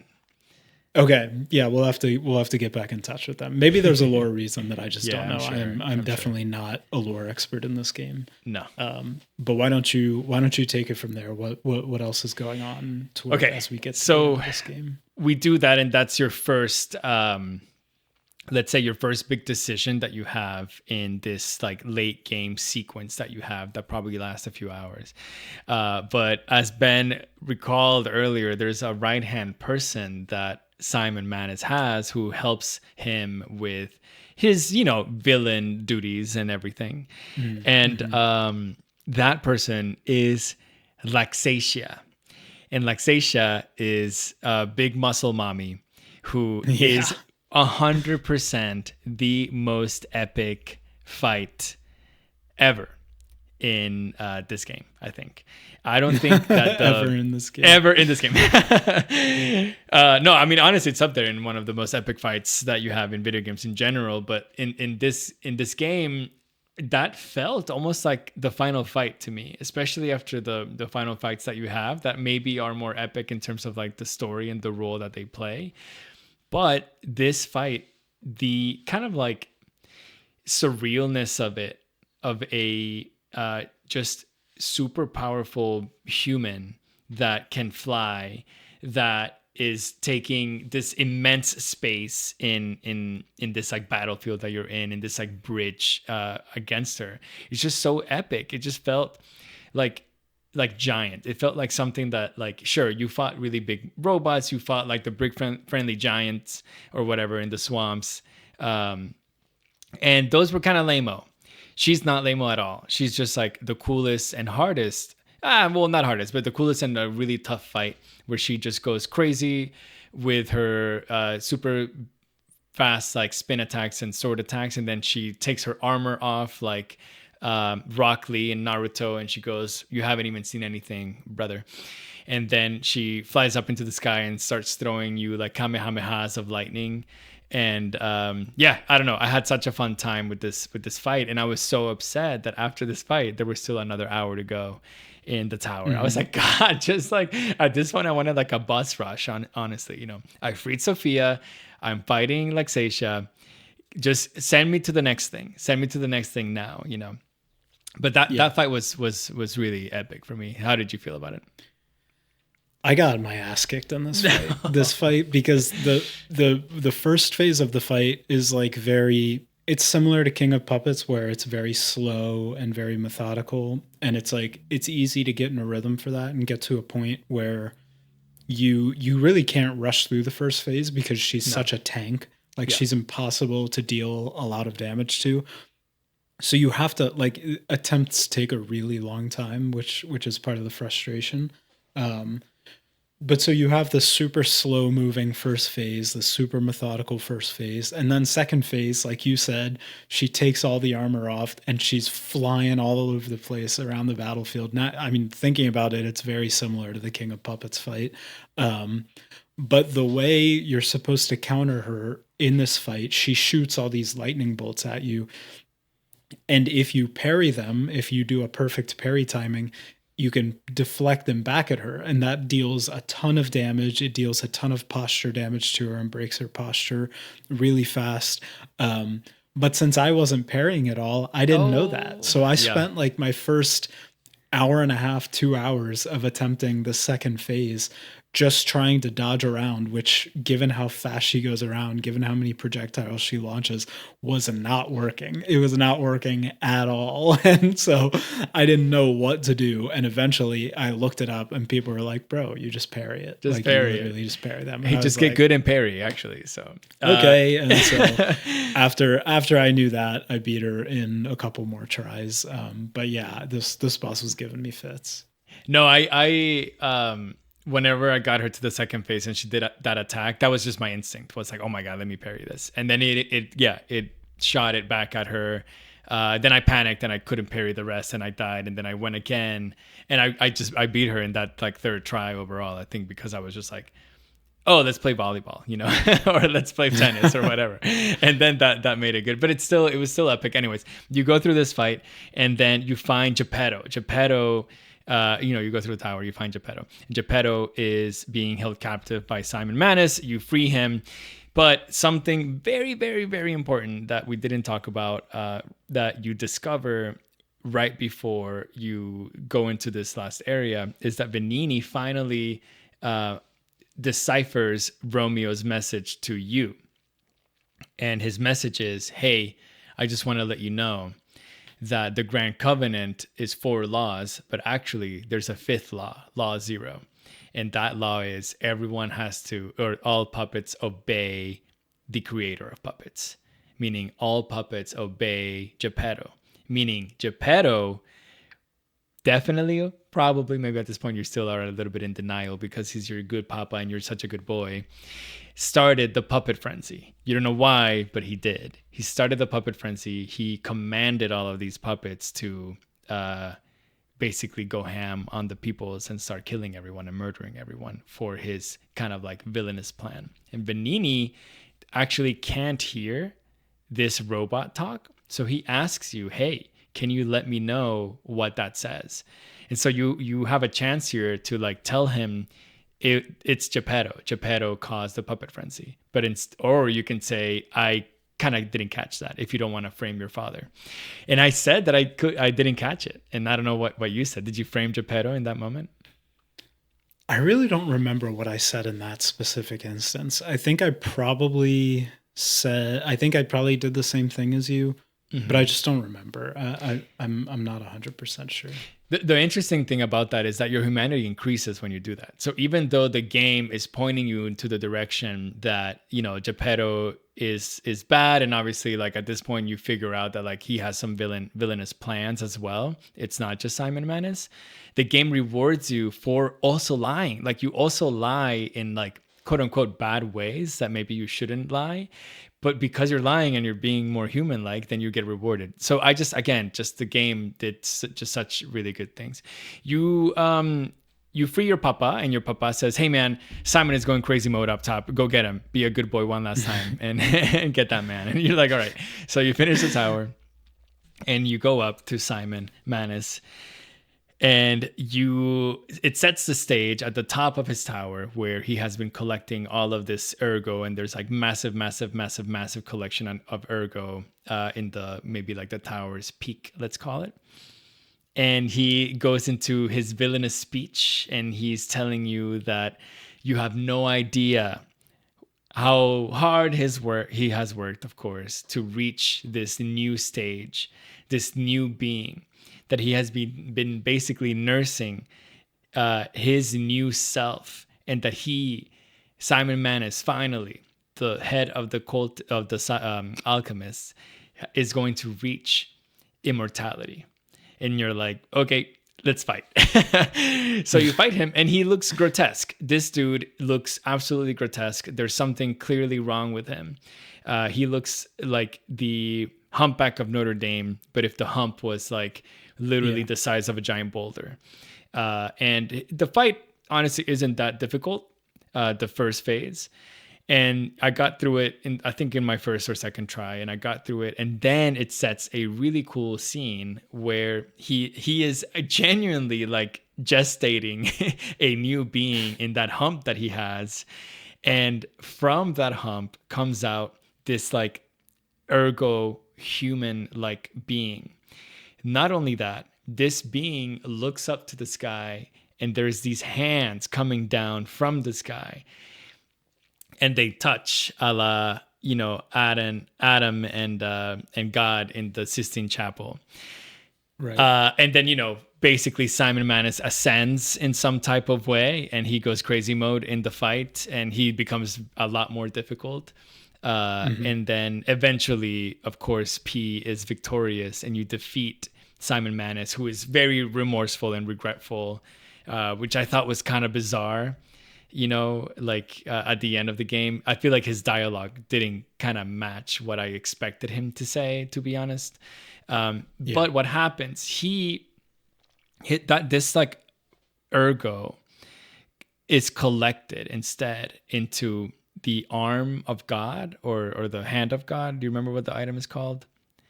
I think no, I don't. It's fine. It's fine. It's just he has achieved a new life form, basically. He was able to ascend his human self into a new life form, and that essence was captured in this physical representation, let's call it, which is a hand, this arm. And you grab that, and you're like, okay, let's go see my papa and tell him that I did this thing. And basically Geppetto is so excited to see you, and he's like, oh my God, give me that hand of God. That's exactly what I needed. But also, my son, my good boy, you are, God, I'm so happy that you're here, because also, just coincidentally, my man, I need something else from you. And Ben, why don't you tell us what happens after that? I am so upset about this, because what Geppetto needs from you is your heart. So for your P Geppetto organ. your P organ, what he needs from you is the very thing like keeping you alive, essentially. And he asks you essentially, are you going to give it to me or not? And of course, because we're playing this game, it's a time decision. You've got 10 seconds to decide. The music is going crazy. It feels like I was wearing headphones when I was doing this portion. It feels like it's beating through your head, like it's so intense. And obviously, everything in the game building up to this point is telling you, do not trust Geppetto. Don't do Geppetto. Don't go with Geppetto. Dude, the stress of the decision, my mind went blank. My mind just went totally blank. And I was just like, give it to him. I don't know what to do. Give it to him.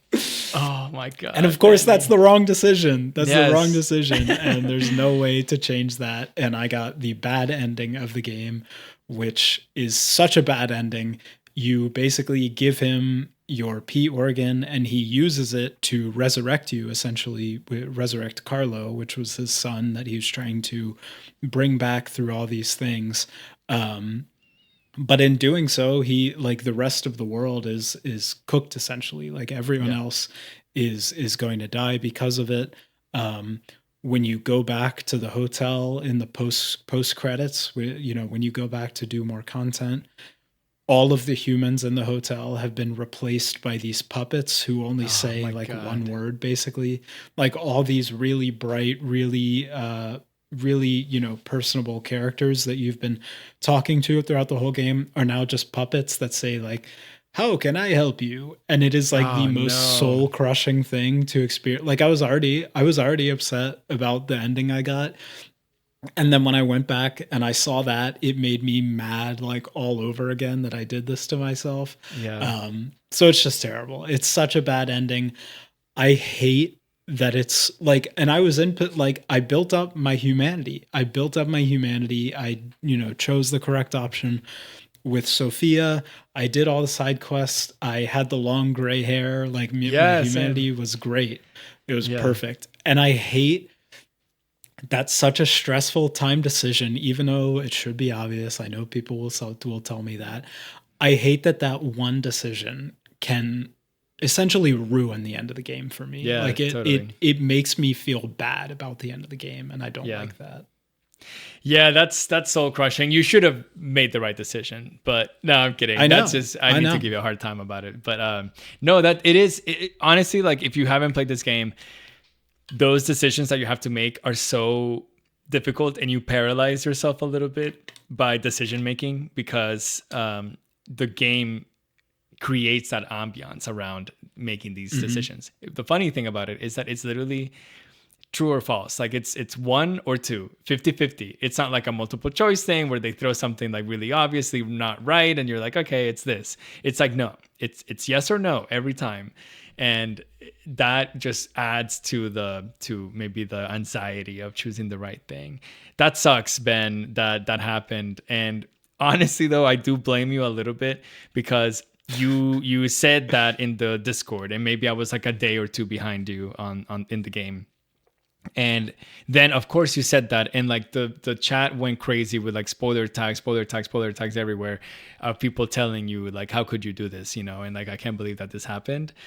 And I Yeah. was thinking, oh my God, I'm so stressed. If Ben didn't get it, I'm a dummy. I'm not gonna get it, you know. And I was just like overthinking it so much. I was like, okay, you know, you used to be Carlo, and then, you know, Geppetto went crazy because he lost his son, and so he created you, and then he created you, and he's basically like testing your humanity. And then he's, you know, what is he gonna ask me? I don't know what he's gonna ask me. He's gonna ask me something, and I've been a really good boy, and also I'm a human like person now. So am I like his son now? Maybe he's gonna be like, live with me forever. And what should I say? No, he's a bad guy. I'm gonna say no. But I still didn't know what he was gonna ask. So I was like, just buckle up and go to him.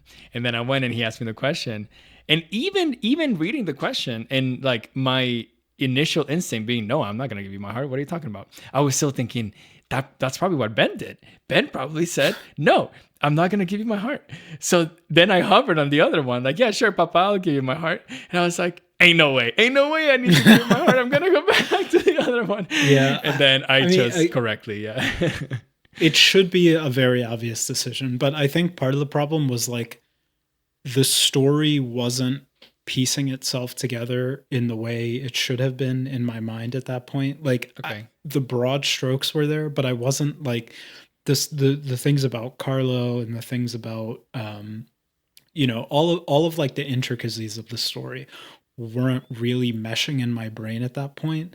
So like, you know, I knew something about, you know, don't trust Geppetto or whatever, but it just wasn't there for me. Like the understanding of the story itself wasn't really there for me at that point. Hmm. Um so yeah, when I got to that point, it wasn't like a jump off the page, immediate, obvious decision like it was for you. It was just like, I don't really know what to do. I'm just gonna do this. Yeah. So yeah, I don't know. I blame myself, but at the same time, I don't know. It's just it's such a stressful position to put people in. Don't be too harsh on yourself. And also, I'm kind of happy that you got that ending, because then we can talk about it and it makes it fun. But Yeah. I chose the correct ending, which is, no, Papa, I'm not going to do that. So he's like, all right, but then I'm going to have to take it by force. But obviously, Geppetto won't fight you. What he does is he's carrying around this like coffin almost, but it's like a big suitcase. And he opens it up, and there's a puppet that he's been building, that it's called the nameless puppet, because he you know, it's not named because he doesn't have like a heart, let's say. And so he's controlling this puppet, and that is your final fight. It's a 1v1 of yourself versus the new body that your father wants to put your heart in, which, you know, thematically, it's super cool. Like it's really, really great, especially because this puppet looks like a fucking puppet, and you don't. You look like a boy. Like you, well, not a boy at this point. Like you look like a man. You look like a human, and it's hilarious that even in his like just psychopathness, that and maybe his delusion that he has, and his grief that he has of losing his son, Geppetto cannot see that what is in front of him is a puppet and his son. Anyways, it was fantastic, I thought, thematically. The fight itself, again, I think like Seisha was still like more epic in general, but this fight was so cool. The nameless puppet was really silky with his movements. He had a really cool sword that he could like split up into two swords, and then he could put it back into one sword, and that was really cool. Eventually, you defeat him, but you don't really defeat him. You just kind of like, you know, you clash. There's a cinematic little piece where you and him do the usual, like, you know, every game and movie does this, where you like jump at each other and you hit each other, and then one of you is going to fall and one of you is going to survive and be the victor. But in this case, you kind of stumble a little bit. He turns around, he jumps at you, and he's about to stab you straight through your chest with his sword. But who steps in to save you? Geppetto. Geppetto steps in. He instead gets absolutely crushed by the sword and stabbed through the chest. And he looks at the nameless puppet and he says, "You were about to destroy his heart. How dare you?" Because he has been basically building you up and harvesting all this ergo for you to harvest all this ergo to power this special heart, this P organ that he created, so that eventually Carlo, his son's essence, will be revived and will become a real boy again into this nameless puppet. But if this nameless puppet crushes that heart, then like all his hard work and his delusion is for naught, you know? So anyways, he does that. Nameless puppet, then you crush the nameless puppet, you kill him, and then you hold your father. And I got the true ending.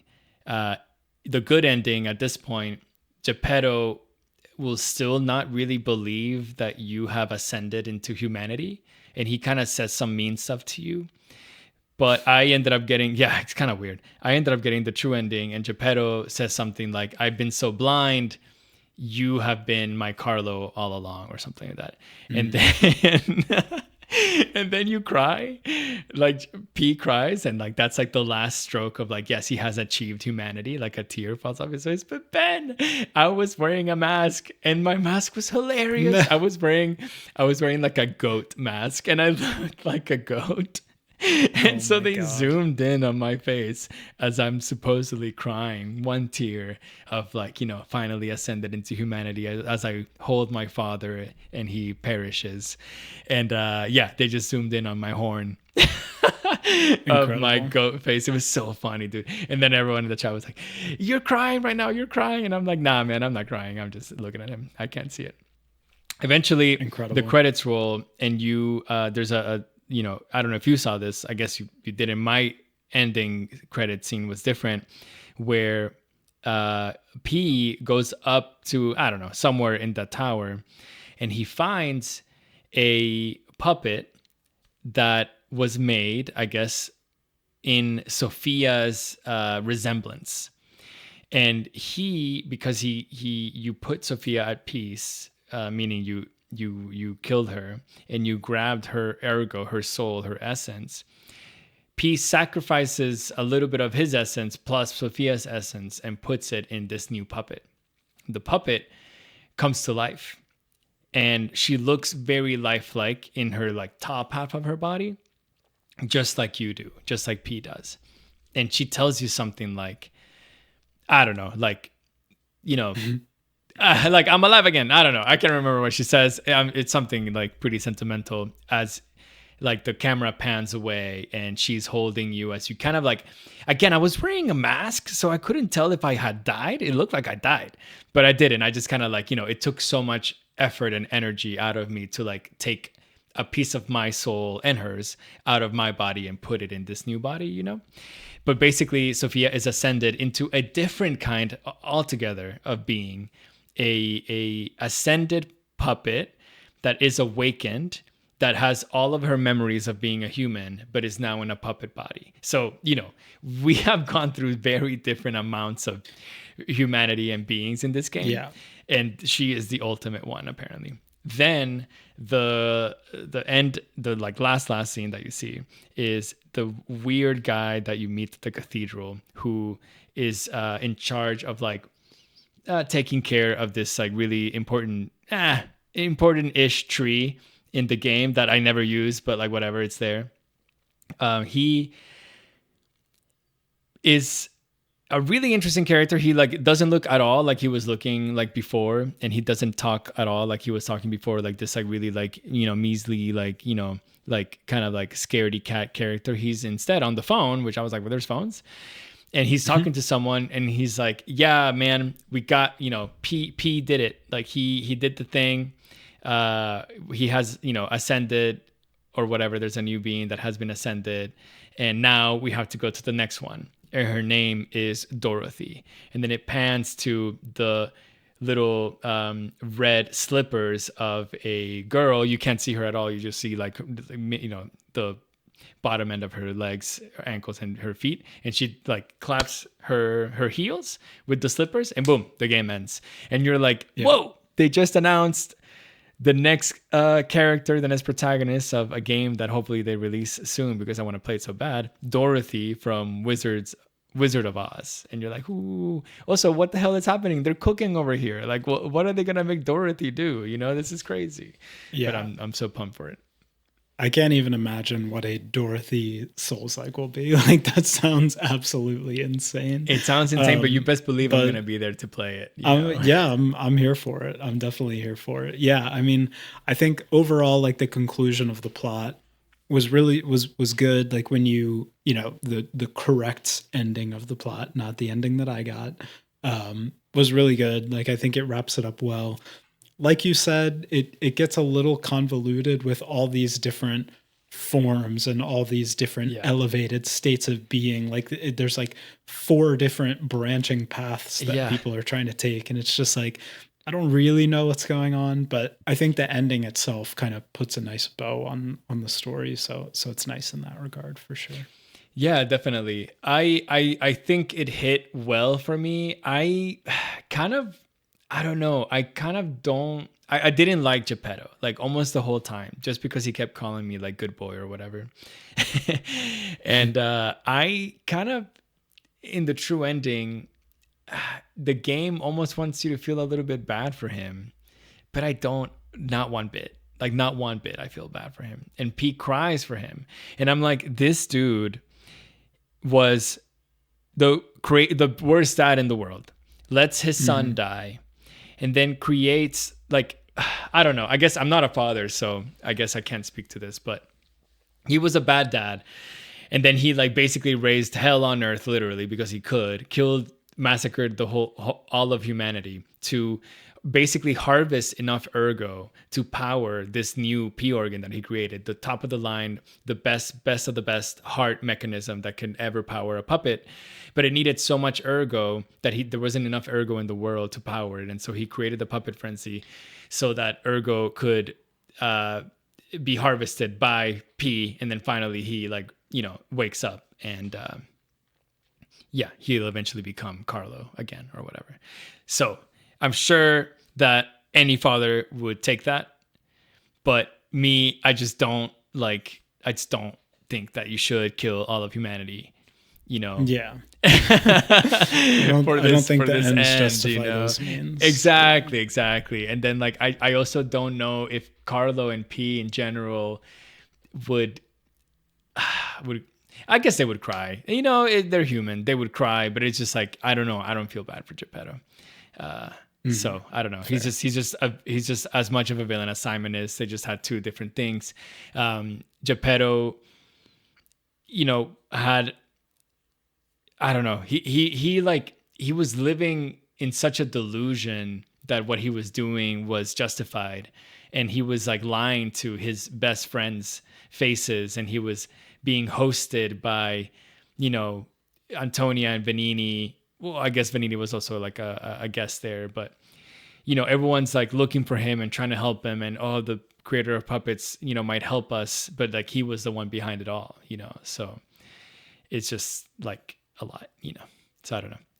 Yeah, I didn't feel bad for him. that's Yeah, I wanted to talk a little bit about the Sophia puppet. So what was this puppet doing? Like, why is there a Sophia puppet in the tower in general? Like, you know, you kill Sophia and then you just happen to stumble upon a puppet that looks exactly like Sophia, and then you put your Sophia's ergo in there. Like, who created this puppet and why was it there? Like, I don't know. And I'm sure there's an answer. Man. I got no I idea. don't know. I feel like I have all these questions about the ending, and you didn't get the ending, you know. But I feel like that wasn't answered at all. You know, I was like, well, how did this happen, and why is this real? Then I also wanted to touch on the Red Fox and the Black Cat story arcs, and I wanted to ask you, how did you feel about these two characters, and what did you do when you found them in the last area? I hated them. They betrayed me the entire Yes, time. Like, why am time. I supposed to feel bad for them? I don't know, They screw you over every single time you interact with them, and then the game wants you to feel bad for them, and it's like, no, I'm gonna kill you now. Yeah, I completely agree with you. I feel like you look it up online and people are like, yeah, I feel bad for the Black Cat or whatever. I'm like, why? Like, what? Like, they are literally against you the whole time. Like, I don't know. Also, I'm in the position where if I'm going to play a Souls game, I want to fight every single boss that is available to fight. So I'm going to like choose conversations or dialogue prompts to fight the people. Always. I don't care if they're my best friend or not. I'm going to do it. And hopefully if I do like them a lot, hopefully they don't die. But you know, I'm going to do it anyway. So I didn't really. Yeah, the Red Fox and the Black Cat, I hated them. They were not my friends. They betrayed me, and I'm glad that I fought them. And yes, I get it. Black Cat had the petrification disease and he was going blind and everything. It's fine. Like, that was happening to everyone, you know. And then finally, I wanted to talk a little bit about Pluto.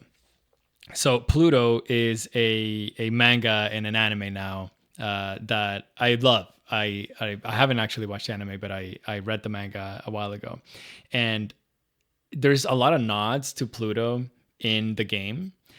But I went back and realized that Pluto and Astro Boy in general is actually inspired by the adventures of Pinocchio. So in Astro Boy and in Pluto specifically, they clearly state that the three laws that the robots have in this, you know, dystopian, futuristic world is they can't lie, they can't harm humans, and they have to obey humans. And it's the same laws that you have in Lies of P. There's a really interesting character in Lies of P called Arlecchino, and he literally is positioned in the same way that a very, very important character in Pluto is positioned. Brahm, oh my God. And then like 3 numbers, I can't remember. Brahm 789 or whatever his numbers are. And he is the first robot in Pluto that ascended into like a different state of being. And he became so angry at the humans for experimenting and creating these robots and putting rules on them, even though they are sentient and they can feel things, that he started murdering them. He just had so much anger and rage inside of him because of it, that's why he did it. Now, Arlecchino, we don't know what his intentions were and why he wanted to murder people, but it's the same thing. He wanted to do the same thing. And I just wanted to bring those two parallels together because I thought, yeah, if you enjoy Pluto, you're going to see a lot of it in here. And if you enjoy Lies of P, I completely recommend Pluto to you, either the manga or the anime. You're going to love it. And it's going to have a lot of good themes. But yeah, that's all I have for Lies of P and its post-credit scene. So what we're going to do now, Ben and I are going to take a little break. And we're going to come back and answer the questions that our community has sent to us via our Discord. So we'll be back right after this.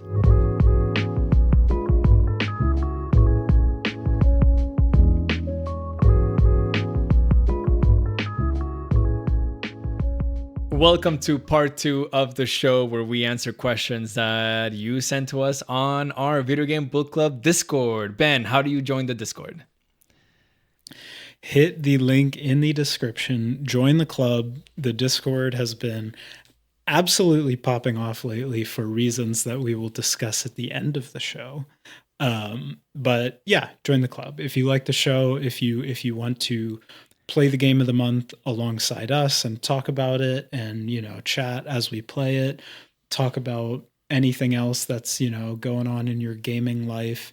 It's just a fun community. We do our streams, we do our community game nights where Discord members can play stuff alongside us. So if you like the show, if you like what we're doing here, join the club. Yeah, and we talk about different games. So we don't only talk about Video Game Book Club. If you have been playing a really fun game that you want to share with the people, send it through. I am playing some fun games that are not Video Game Book Club related, and I always send little updates on how they're going, and I recommend it to the community. So it's really fun. And honestly, my favorite part of the podcast and the show in general is answering the questions that the community sends to us. That to me, this is the most fun thing because it gets me thinking of the story of the game, and maybe like if I was in the story or if I was in the game, what would I do? So with that, Ben, I'm going to ask you the first community question, and it comes from Inferno Disco, of course. And she asks, the post-credit scene indicates their next game will involve The Wizard of Oz, another story from the public domain, like Adventures of Pinocchio. What other public domain story would you love to see explored by these developers? Yeah, my initial thought was the Odyssey, essentially, like Homer's The Odyssey. Because I think that would be like, there's so many recognizable characters and it's so tied into pop culture that I think the Odyssey would be awesome in it. But then I realized that Hades 2 essentially did that to an extent. Yeah. Like it did that to a lesser extent. So thinking about it more, I thought of Grimm's fairy tales. I think that would be really good. Which like one? Hansel and Gretel. Oh yeah. Grimm's fairy tales, like all those kind of classic, like dark kind of noir, like kind of fairy tales with like a little bit of a creepy, evil kind of twist to them. I think that would be a really good setting. Those kind of fairy tales would be a really good one. What about you? I like it. I think it's gotta be the Three Musketeers for me. So picture this. In Lies of P, you have two options always. You can either lie or tell the truth. But in the Three Musketeers, you of course play as D'Artagnan.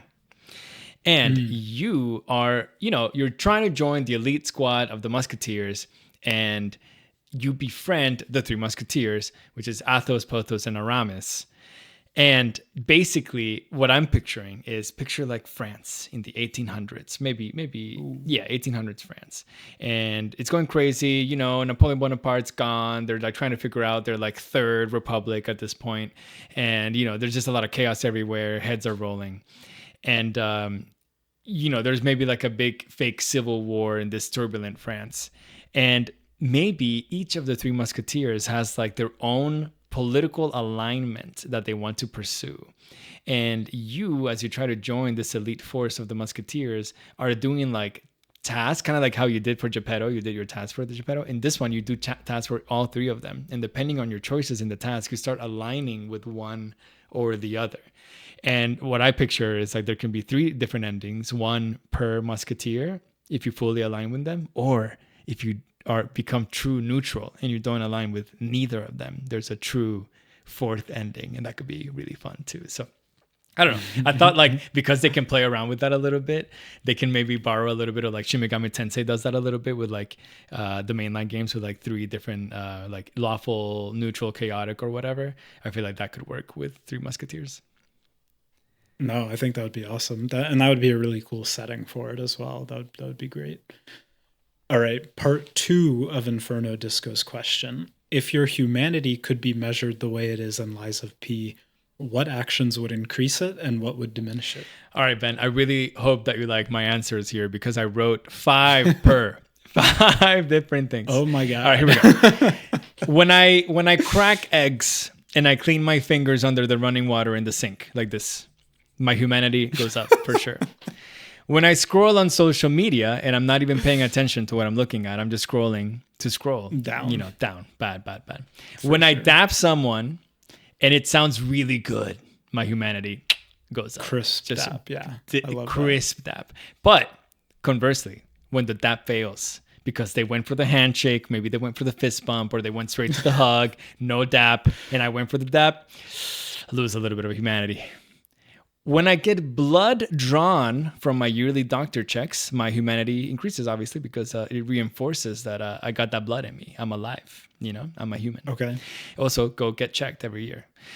When I work overtime, my humanity decreases. What the fuck? I'm not meant to work. I'm not a puppet. When I eat, in general, my humanity increases. Puppets don't eat. When I eat too much processed food, my humanity decreases. But I love candy, so okay. I mean, I gotta have a balance there. And then I said, when I say hi to strangers at the grocery store, walking around at events, at restaurants, at bars, anywhere, if you have human interactions, say hi to strangers, have conversations that are interesting. Even if you just say hi and hello, how are you doing? Good day, and you smile, which is what I usually do to everyone, then your humanity will definitely increase. But when I ignore people and I don't want to talk to anyone, and sometimes you don't want to, it doesn't matter. Sometimes you don't want to, and that's okay. But when you ignore someone, especially if they're really wanting to connect with you, your humanity decreases. And that's my 5 and 5.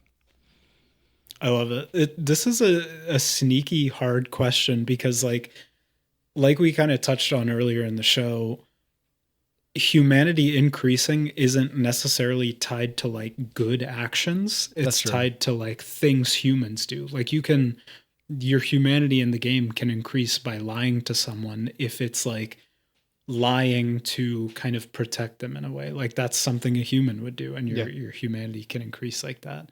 But I still love all your answers. I did not think of 10 things. I thought of one thing, which is the shopping cart test.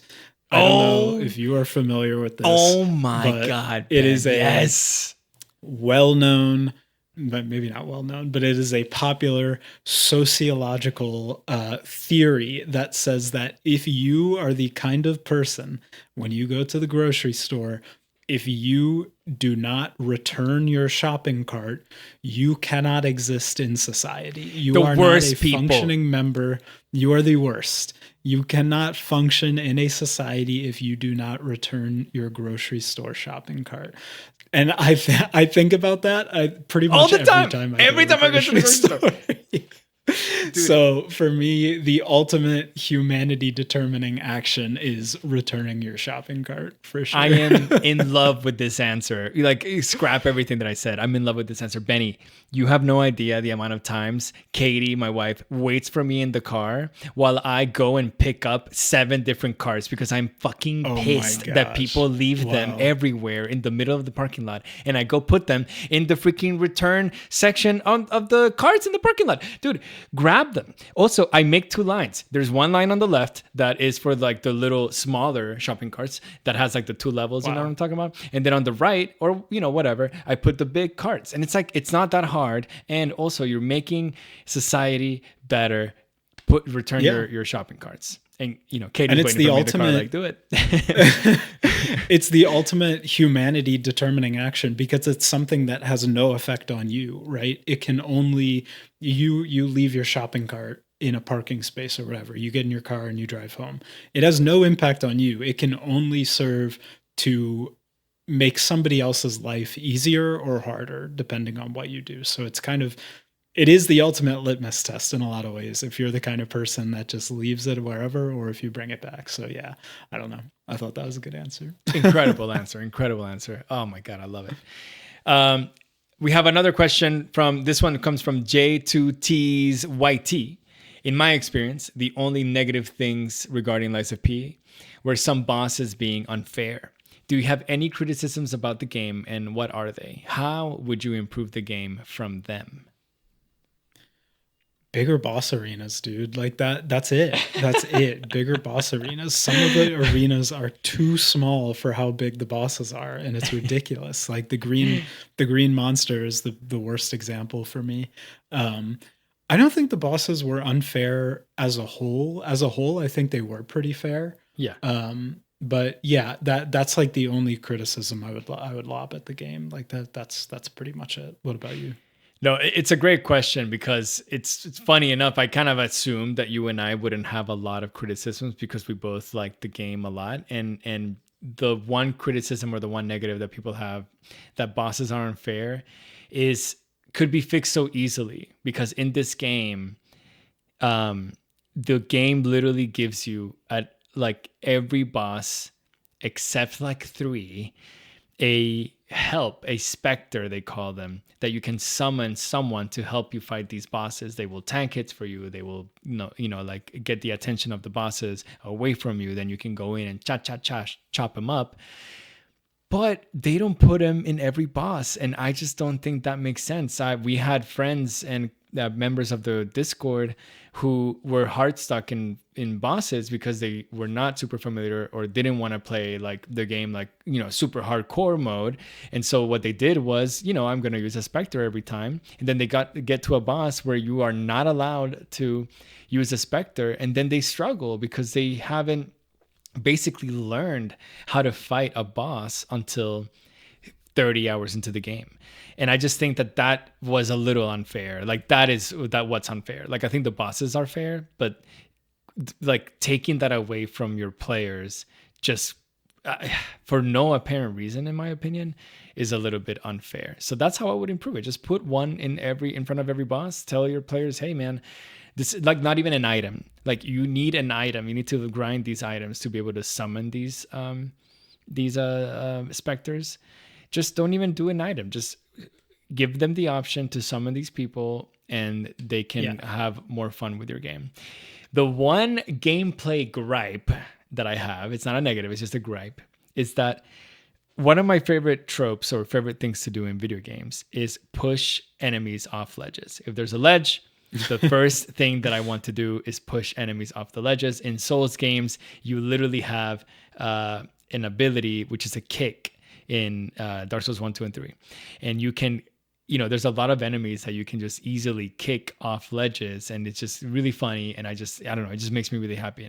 Even Hellblade Senua's Sacrifice had a lot of ledges and a lot of kicking and pushing people off ledges. And in this game, enemies refuse to fall off ledges. There's a point in the exhibition where you're literally hanging on like 2x4s, dude. And there's a huge, you're like 3 stories up in this building and you're hanging on 2x4s. You are a small Timothée Chalamet boy. And everyone else around you is these big machines, and they're not falling from these 2x4s. Are you joking? I tried so hard to make them fall, and they would never fall. And that just like, I don't know, it just made me so upset. So yeah, that's my one criticism. It's not like a big one, but I think it's a fair one. All right, next question is from Joe. Joe asks, if you had to wear an animal mask a la one of the stalkers in the game, which animal would it be and why? So I chose a frog mask because imagine wearing a frog mask. First of all, that'd be hilarious. You're like a green frog with like, red eyes. Would be sick. But then imagine the ability that you could have with that mask. If masks gave abilities, they don't in the game, but let's pretend they do. And you could do like a jump attack, like you're like a frog and you do like a jump attack and you go really high up and then you just smash them and stomp them down with like a big sword. I would absolutely love that. Then I looked up what frogs mean, and frogs represent renewal. And of course, what happens to a frog? They come from a little tadpole, and then they kind of like in their lifespan they evolve into becoming finally a full-fledged frog, and that is just super in theme with Lies of P, of becoming a new being and kind of like ascending into like a greater being than what you were before. Whatever, however you want to interpret that, if that's a good thing or a bad thing. So I just felt that like, man, I wanted it because of the jump attack, but actually it made sense for the game. So that's my mask. Okay. I like that. That's fair. That's a good answer. I just thought like something along the lines of like a jaguar or a tiger or like a mountain lion, just because of my play style. Like I was trying to be so nimble, trying to be so like jumping back and forth between the enemies and things like that. So yeah, that's what I said, is just based purely on my playstyle would be like some sort of jungle cat that's just like stalking the bosses and looking for weak points. Absolutely love that, Benny. Joe had a second question. He asked, "What single dialogue choice do you regret?" Sorry, I can't look at you. What single dialogue choice do you regret the most? Question mark. I'd say it's probably talking to Eugenie and like telling her about her brother potentially. No, I'm totally lying. Of course, it is the end of the game with Geppetto, and Joe asked this because he knows I'm mad about it. But yeah, of course, I regret that decision so much to give my heart to Geppetto, and I regret it every single day. God, that is yeah. It's such a good question. I regret Paul and Dina, telling him that he should keep it in his pants. That's what, yeah. I didn't know. I did the opposite. That's brutal. Yeah, it's brutal. He was so nice too, and he was my little guy. So I don't know why I did that, but I don't know. Yeah. Yeah. Okay. If you were this question comes from Lurk de Nurk, our Lies of P expert. If you were a boss, what would your unique weapon that your ergo could be redeemed for? What would your ergo become? Okay. Or I guess amulet as well, if you want to go amulet. Oh, that is so funny that you said that, because the first sentence that I had in my answer is, if I was a boss, my ergo would definitely not become an amulet, first of all, because every time I got a boss ergo, I would immediately go to Alidoro and not even look at the amulet. I was like, do you think I'm an amulet man? Hell no, I am full on a weapon boy, and I always bought the weapon. But my ergo, I was thinking about this, my ergo would be like a harpoon. Basically, it would be some sort of like spear-like weapon, but then your special attack would be like, you shoot the harpoon towards the enemy and then it impales them, and then you can choose to either drag them to you or you go to them, which is kind of like the puppet string a little bit, which is why I thought if you have the puppet string and the harpoon and you can do both and you start like kind of Spider-Manning around the different characters, it would be so sick. So yeah, big harpoon for my killer, really. You would have to kill me to get this. So yeah, true. I guess that means if you were a boss, you would be like wielding that weapon. So that'd be a tough true. fight. Yeah, but, I would. This is a hard question for me because I feel like I got my ideal weapon. Like I got the two dragon sword, which is like one of the special swords you get in the game. Yeah, is kind of like a short katana that has a really cool moveset. It has like a parry component to it, which is really cool. And I feel like my unique weapon would be along those lines. I think if I had to change it in some way, I would make it more long range, because the two dragon sword is like very short range and you have to be up close and personal. I think I would make it a bit more of like a defensive weapon and lean more into the parrying aspect of it. And to go into part 2 of this question, which is Inferno Disco's addendum, which is what would your ergo be called? Some of the ergos had names, like for example, the Sad Zealot's ergo, which was Luxasia, or the Twisted Angel's ergo, which was the Fallen Bishop.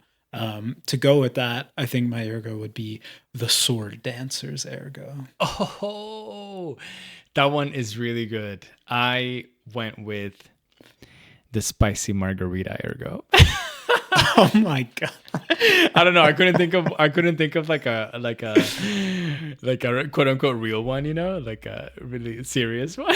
So when I was thinking about this answer, I was just like, yeah, Spicy Margarita is kind of like how I am. So that could be my ergo. Nothing to do with the harpoon at all. That is incredible. Okay, I have the last question from the viewers. This comes from Dilly Pig. How do you feel about the inclusion of what are essentially zombies in Lies of P? What do you think the modern media's fascination with zombies is? Yeah, so tricky question. I feel like when I think about if zombies were necessary in this game, it's like kind of no. And I almost would have preferred if they just stuck with the puppet component of it. Yeah. Like I think it the zombies make sense within the context of the plot, but I feel like the allure and the draw and the uniqueness of this game was the puppets for me. And there maybe could have been a way to just like rework the plot around like the ergo corrupting the puppets and they kind of become essentially what they were in the second half of the game. Like, why does there need to be zombies? I don't For really, sure. I didn't really understand that. I mean, does it like hinder the game? I guess not. Maybe depending on how you feel about it. Um, and then, I mean, the second half of this question is super interesting about the media's fascination with zombies. I feel like zombies are just such like a uncanny valley type thing where they're human but they're not. Like they're and you know, human us as humans, because of how we evolved and everything, we have like a very weird relationship with dead things, and it's like we're kind of like averse to dead things naturally. So it's this like human dead, like, you know, uncanny valley type situation where it's just like, I think it strikes like a deep chord within us. It like triggers kind of primal instincts within us to see these like dead humans kind of Yeah. resurrected. So I don't know. Two-part answer, obviously. You know, how do I feel about the inclusion of the zombies? I don't know. No, it's so funny. I basically felt the same way as you. Like I said, the zombie stuff was fine. You know, I kind of like enjoyed the mutation aspect of it more than the zombie aspect of it. And just like you, I wrote that Mhm. like I wish the puppets were more interesting, and like we figure out eventually that ergo is humans' souls that are stuck in, you know, the puppets. They're used to power them, they're the power source, and if they were corrupted, how would they look like? And I think that would be more fun. Obviously, like if the human soul is corrupted, why is it corrupted? Well, you can play on different things on that. Obviously, you're literally playing adventures. You're playing on the Adventures of Pinocchio story, which is humans become corrupted not because of the lies they tell, but because of who they are. You know, so maybe like what you are as a person corrupts the soul, and then the soul corrupts the puppet. You know, and maybe, I don't know, Simon Manis figures out you can use that corruption for power. I don't know, just something like that, you know, would have made it so that it's just puppet forward instead of a little bit of zombie. But like you, I kind of was like, whatever. I do think that like the fascination in media is partly what you said, definitely. It's just so bizarre to see like, yeah, we you know, experience death, our loved ones pass, our, you know, the people that we look up to in like in like the social world, let's say like celebrities or sports figures and musicians and stuff like that, they pass and it affects you in some way. Obviously relatives and friends, which is really sad. Your pets pass, and having them come back to life is jarring, obviously, like especially when they come back to life as like something like completely opposite of what they were in real life, you know. And yeah, it's jarring, but also on the flip side of that, it's also the easiest way to make a story or a movie where you get to kill a lot of people inconsequentially is in a zombie movie or in a zombie story. You know, you have movies like Yeah. Zombieland where it's just funny, it's fun, and literally all they're doing is shooting at people for like 2 hours, you know, and there's a plot around it. And I just feel like you can play with it. Like you don't have to write this story of like a unnamed, weirdly, you know, especially in like Western media, weirdly Soviet adjacent bad country and bad guy who fights the Americans who are the good guys. And then, you know, and then, you know, they, whatever. It's easier if you want to fight, do like some sort of war movie or some sort of like, let's just blow things up and blow people up, to just do like a zombie movie. I don't know. Yeah. So, True. yeah. Well, thank you everyone for your questions. Yeah. That was really great. And we got so many questions for Liza P, and we really appreciate always. If you want to be a part of Video Game Book Club in general, and also be a part of this kind of Q&A session that Ben and I have at the end of the podcast, which again is my favorite part of the podcast, and join the club, hang out with us, play the game of the month with us, and ask us questions at the end of the month so that Ben and I can have these fun conversations. But Ben, the only question that I have for you now is, give me your review of this game, and what are you grading Lies of P? Yeah. Tough one. I really like this game. I really enjoy this game. It's super unique, like we said. Super just very cool in the way that they like transformed this piece of media that all of us know and all of us are familiar with into this like a new thing. Very cool. I really like the gameplay. I think they took the classic FromSoft formula of, you know, roll poke, and they iterated on it in so many interesting ways with the Legion arm, with the parrying system, which, you know, that's not necessarily new. But I think they meaningfully added to the FromSoft formula. It wasn't just taking the FromSoft formula and putting it in a new setting. They meaningfully added to it, with the progression system, which was super cool. So all of that I loved about the game. I love the gameplay. I love the bosses.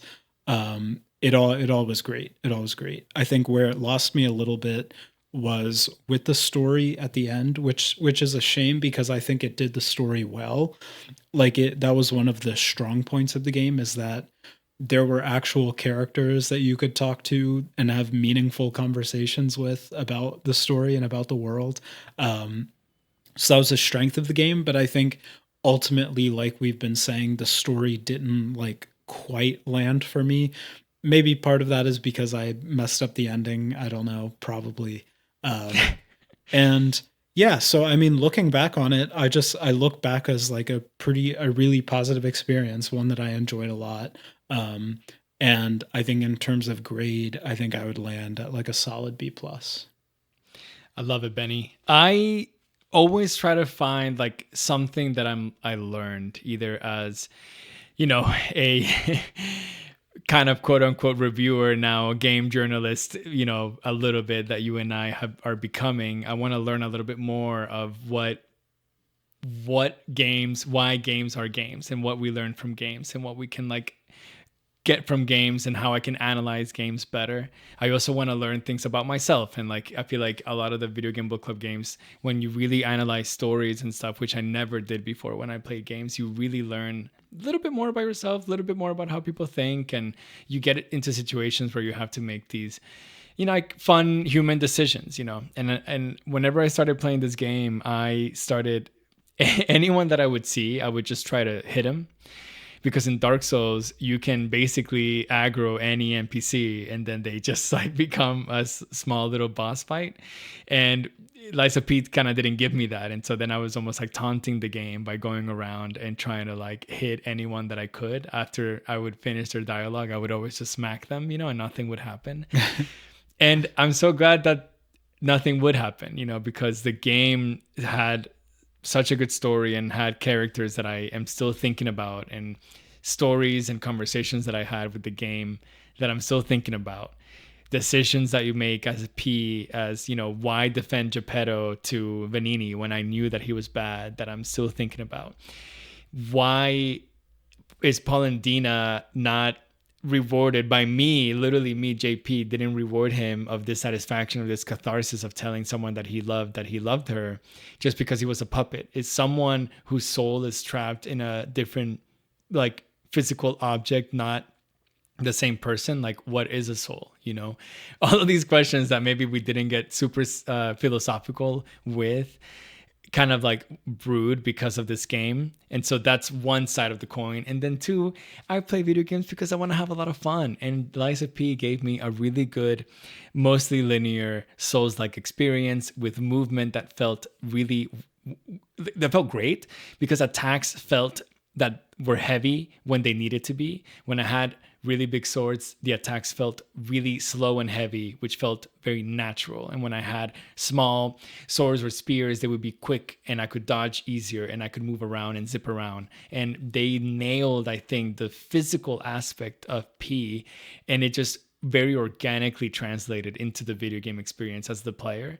And that always feels really great. Not only did they do that with P, but again, bosses that were gigantic and you think, nah, they're not that fast, were incredibly fast against you. And that was just really, you know, interesting and cool and new.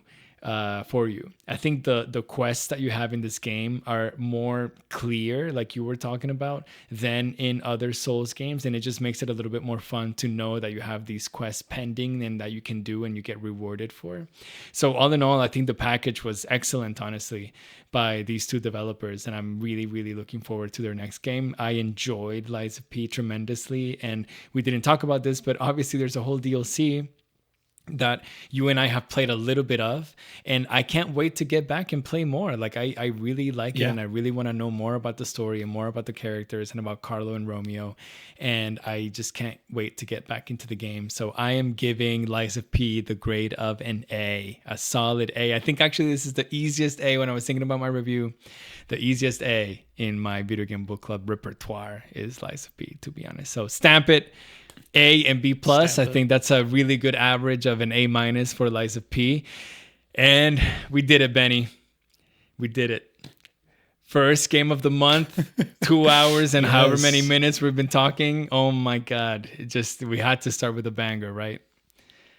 Had to. Lot to talk about. But you know, JP, the thing about Video Game Book Club is there's always another game to be played. And let me tell you, we had our community vote. Community chose Lies of P. It is now my turn to choose the February game of the month, and I have chosen another From adjacent, or in this case, a FromSoft game, Armored Core 6. I am so excited. I've started playing this game. I know you have as well. I have never played an Armored Core game.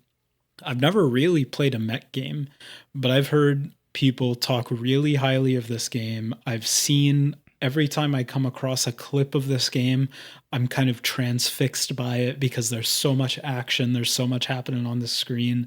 There's all the little dialogue blurbs of all the characters that sound crazy and so cool. I've been thinking about this game for so long, and I felt that it was time to play it. So I have picked Armored Core 6. And with that, you know, of course, like JP and I do, we put out our calls to action and say, we go on our subreddits and say, hey, we're playing the game. So we go on the Armored Core subreddit. Let me tell you, the Armored Core fans are strong. They are strong. We've got so many Armored Core fans in the book club now that are coaching JP and I up. They're telling us how to improve our builds. They're telling us what to make sure to do to get the complete experience with the game.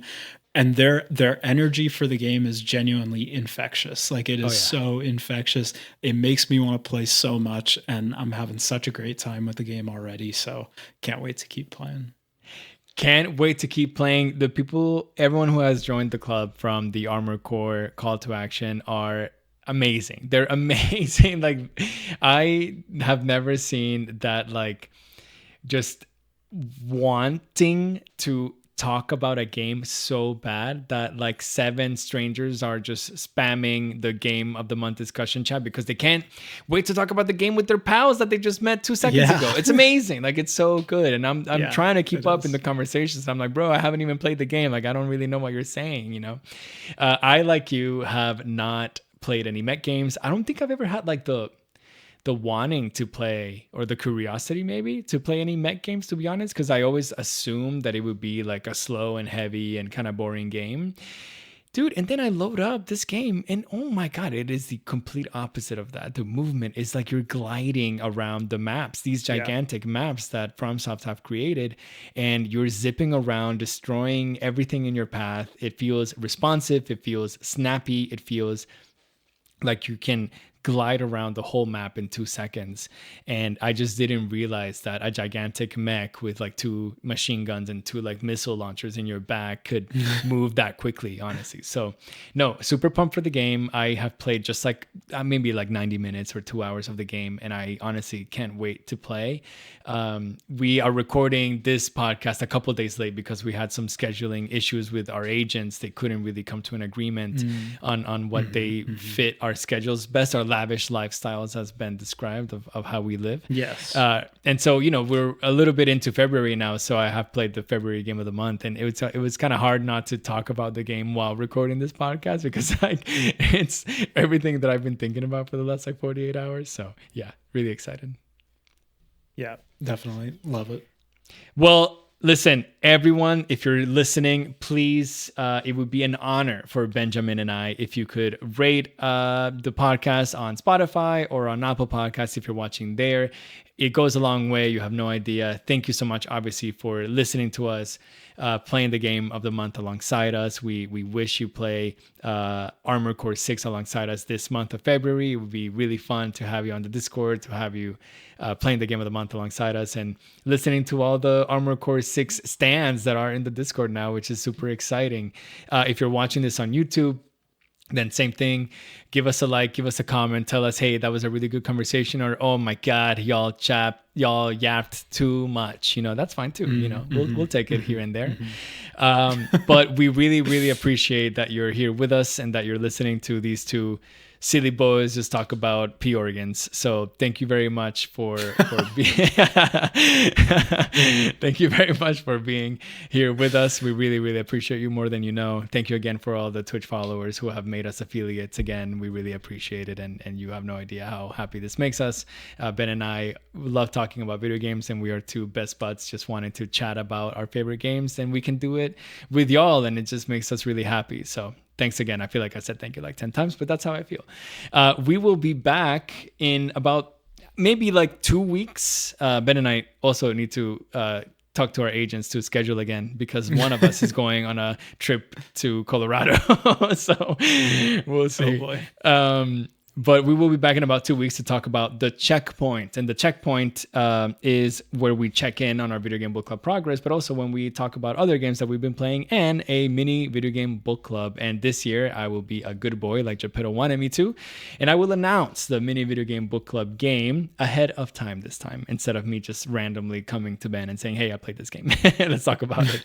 And the mini video game book club game that I chose for February is Thank Goodness You're Here.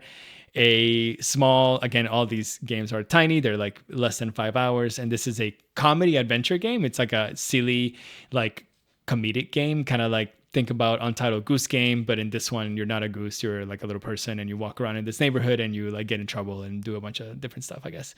Haven't played anything of it, but that's kind of what it seems like. And it has been highly, highly recommended in the video game book club Discord. So I really wanted to pick it. And so if you're interested in playing something different and not just Armored Core 6, then please play that game alongside us as well.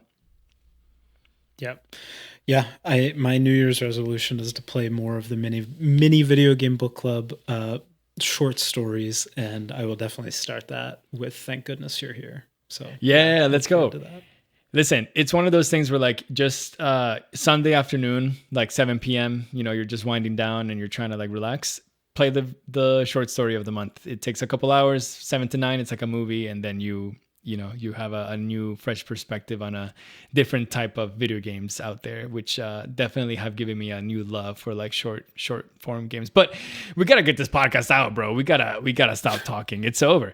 Everyone, I've thanked you 10 million times. Thank you so much. Hopefully, it's like 5 a.m. and we still haven't talked. So hopefully you get this podcast out wherever you listen to us. So thank you again, and we'll see you later. Bye. Bye.